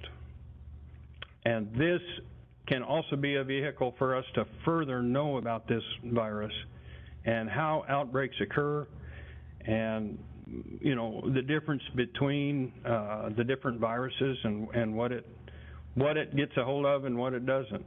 One thing I can tell you for a fact, and it's a matter of peer-reviewed materials and scientific fact, it is absolutely deadly to bison. It's a sure thing that if they contract the virus, they die. No question about it. And it's readily accessible for you in peer-reviewed materials. So the good news is, if we do this in Texas, it's very likely that every state in the union will follow suit, including the provinces of Canada, who have also met with identical situations to mine. And it just turned into a profiteering deal. So we have an opportunity here in Texas to do something first and learn more about this virus as it relates to, small by comparison, but our national mammal in the state of Texas. And it is one of the fastest growing aspects of the red meat case. People are choosing it. It's not better than anything else, it's just different. And people choose it for their own reasons. But it is the fastest growing component of the red meat industry today. So with that, I appreciate your time and your help. My situation becomes very expensive, and it's going to impact the ones with numbers, the ones with names that we hand raised because they were a red calf that couldn't make the heat. And so there's a lot of emotion that goes into this for us, and money and fairness in business. So I really, really, from my heart, ask for your support. Thank you. Thank you, Dick, very much, Tim. Thank you, Chairman. Again, Mary Ludeker for the record. So there was reference to a public comment that was submitted by Dr. Walt Cook that we received over the weekend. Dr. Cook is a clinical associate professor for wildlife population health veterinarian at Texas A&M University. The comment was submitted on his letterhead, and I'll summarize a few things from the comment. He says he supports this proposal, but in general would encourage the Animal Health Commission to add all agents, and that hasn't been really clarified, OVHV2. The disease that's a result of that virus is malignant catarrhal fever. And so what Dr. Cook is recommending is that THC add all agents of MCF when diagnosed in any species. And so the rule request that was presented is that OVHV2 be added to our reportable and actionable disease list in Chapter 45 under sheep and goats. And so it would limit the reporting of that disease or that virus to sheep and goats. Dr. Cook is asking that that be expanded. He says that MCF is caused by one of 8 known members of gamma herpesviruses and has been documented in over 50 species. All described members of the MCF, there are undoubtedly others yet to be discovered, are carried by unaffected associated species and typically cause disease in a different susceptible species, as what has been described by Mr. Fraser here.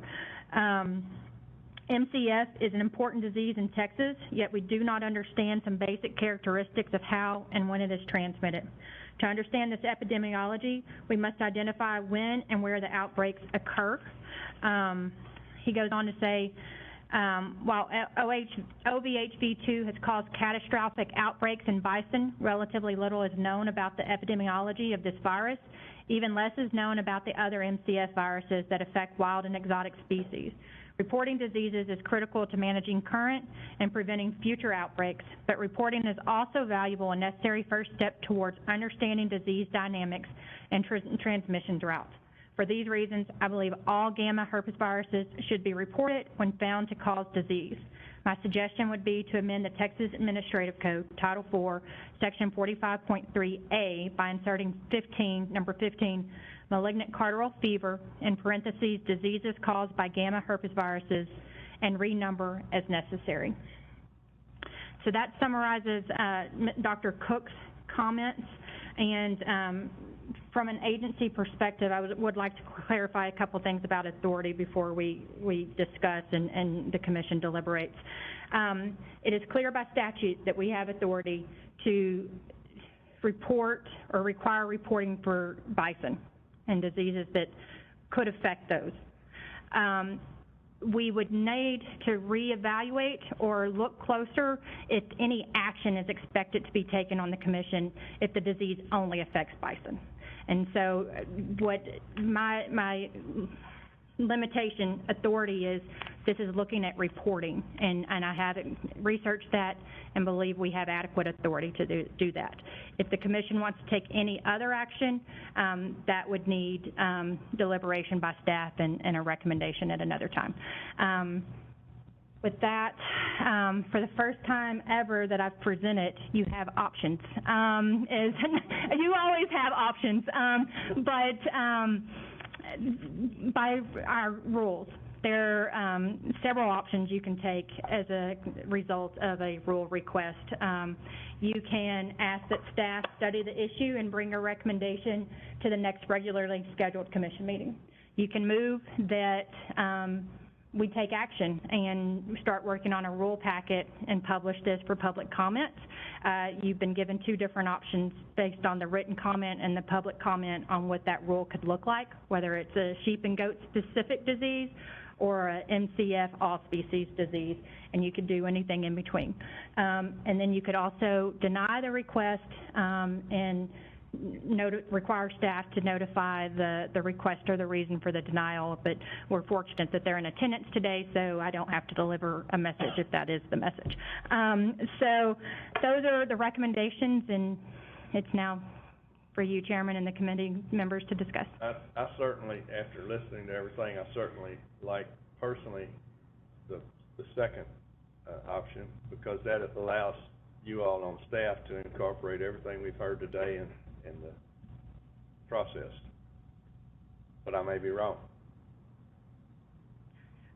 I've got 2 or 3 questions just from sitting here listening, because I don't know anything about this. Number one, and I gather by listening, but I want to know how it's transmitted, number one.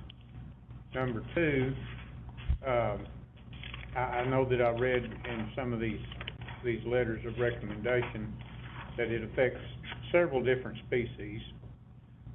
Cattle can be susceptible, but apparently they're not quite as infectious as other species. There's apparently not a vaccine at this point, so that's a question. Is there or isn't there? And then the other thing, are buffalo an indigenous species right now? Are they declared livestock? What is what is the status of that? So that, just for educational stuff. I'll verify, but I believe they are recognized not as livestock, but as a native species, in Texas. Come on, Dr. Fraser, or Mr. Fraser, if you'll I only have a PhD PR. You know what that is, right? If you'll provide your name for the record. Tim Fraser. The state of Texas recognizes or identifies bison as wild and indigenous to the state. Subsequently, it provides for them to be raised for food and fiber and the preservation of the species. That is a matter of Texas Ag Code language, okay? The transmission question, I'm not a veterinarian, don't play one on TV, but there's no lateral transmission among bison or between cattle. It's only from the sheep to the bison. They contract it and then it does its thing, and it can be many, many weeks, goes into months before it'll actually become whatever the word is. You know, they'll have the virus, and then when it activates on the body, it'll become clear that the animal's gonna, you know, succumb to it. But it can be that long. They've quit calling it an incubation period and started calling it a stasis period. But I guess my question, is it aerial, is it? Yes, it can't. On the ground, is it nose to nose, what? Well, so, the Center of Excellence, there's a research project going on in Wyoming right now, okay? And there's more we don't know about this virus than what we do know about it. It's suspected that it can be carried by birds to share drinkers. It's suspected, and we know that it can travel through water. We know it aerosolizes and can be transmitted that way. It's not direct contact, okay? And on a prevailing wind, which we never have in the Panhandle, you know, it could travel a good ways, okay? It's also suspected that vermin wildlife can carry it around, okay? So it's very hard to have a strategy of a barrier because of what we don't know, what we can't prove yet. Now, there is work being done on a vaccine, and it is thought by the people that I talk to that if we put this on the reportable disease or actionable disease list, that will actually prod the federal government to work even harder on a vaccine. The issue I have with the vaccine is you get too relaxed when you get, you know, the efficacy is still going to be an issue. So. Thank you. Mr. Chairman. The only thing I've been just looking at these combinations, I don't know anything about it either, just like Mr. Leathers here. But I've been here for a number of years and looking at different things.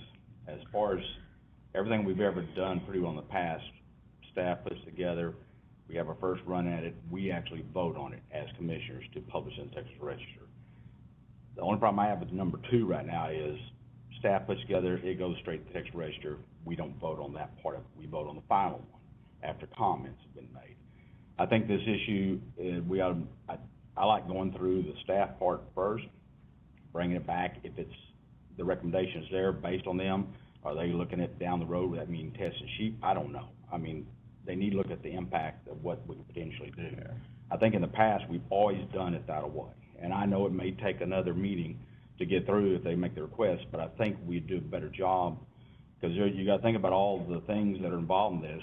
I don't know what the sheep people would respond to if they think going to be testing. I mean, if we get it right the first time and let the staff do it properly, working with the association and everything, then they bring it to us if they feel that's a recommendation to us next meeting. Then we can pass it, put it in the Texas Register for 30 days. Then we come back and then pass it, get all the comments in, everything else instead of.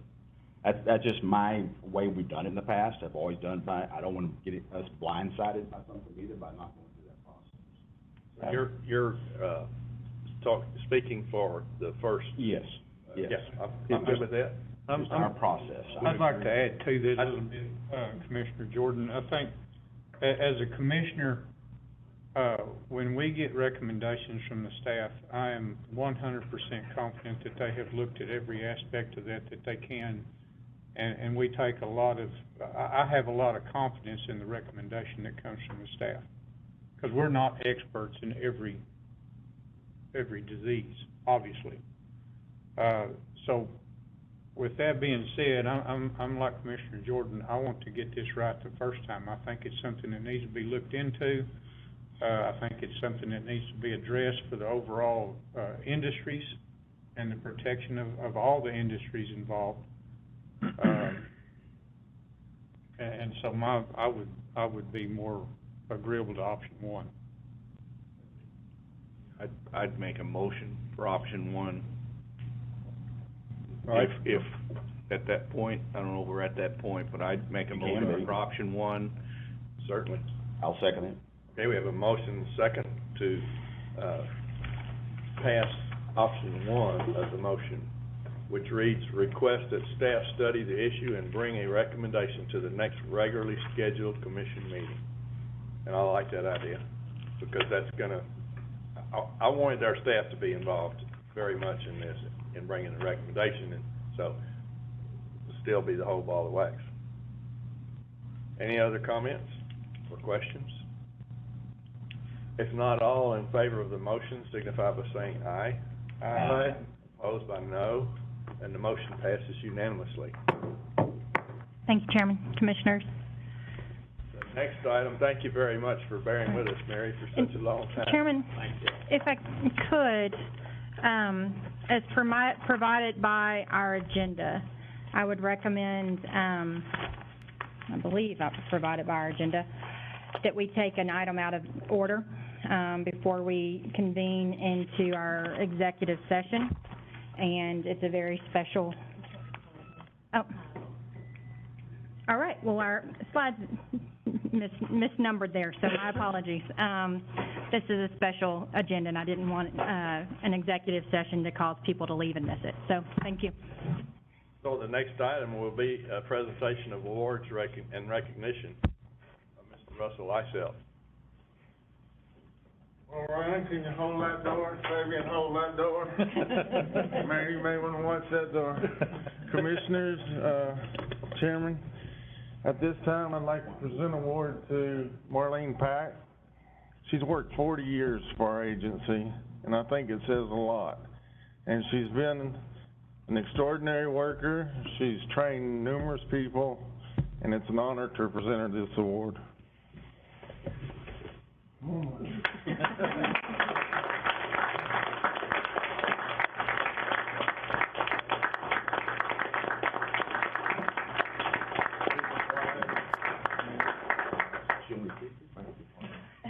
I don't hug people either, but I will. Thank God. It's been a pleasure working for that. Thank you. Thank you. Thank you. Congratulations to you. That's wonderful. Could I add a few comments? So Yes, sir, please do. when I started, with the agency, 32 years ago, I was in the Rockdale office and Marlene was there. And she's worked her whole career with us, as far as I know, in the Rockdale region. We've used her, we've cycled new administrative assistants to her and sent her other places to train them for every new system. Whatever the system was, she got good at it and trained the new administrative assistants in other regions. So it's that kind of work that we want to try to figure out what worked with her and amplify it. And use her example, because that's just great. In today's time of folks just walking off at the drop of a hat, for somebody to stay 40 years, that's just wonderful. Yes, it is. Y'all got her to come back another 10, maybe? Chairman, I'd like to add that I don't know what I would have done in this job for the first 2 years without Marlene. Her advice on how to handle kind of different procedures that we're creating and working and getting them to streamline from the central office to the field was completely invaluable. She's worth her weight in gold, and I really appreciate it. I wanted to say that, because I don't know if I've ever got to say thank you for all the help you've given me over the years. Thank you. That's wonderful. Thank you all. Our next item is a closed executive session to receive legal advice, opinion, or contemplated litigation or settlement offers as permitted by section 551.071 of the Texas Government Code. Oh, we're live? Okay, we're back in open session now at this time at 1:47 after being in the executive session. And I will make note for the record that Commissioners Vermandahl and Johnson had to leave at the beginning of executive session, so they're no longer in the meeting. There's no action to be taken on either of our executive session items. And the next item on the agenda is public comment. Is there any comment from the public? Hearing none, I'll go to the next agenda item, and that is to set a date for the 414th meeting. And I'm told that the best possible times for everybody here is the 8th or the 15th of November, tentatively, if y'all can just kind of pencil those dates in. And Amanda will probably run a doodle poll out to us. But 8th or 15th of November, that seems like a long time away, but it's not really. There being no further business and we have completed the agenda, I will now declare this meeting adjourned.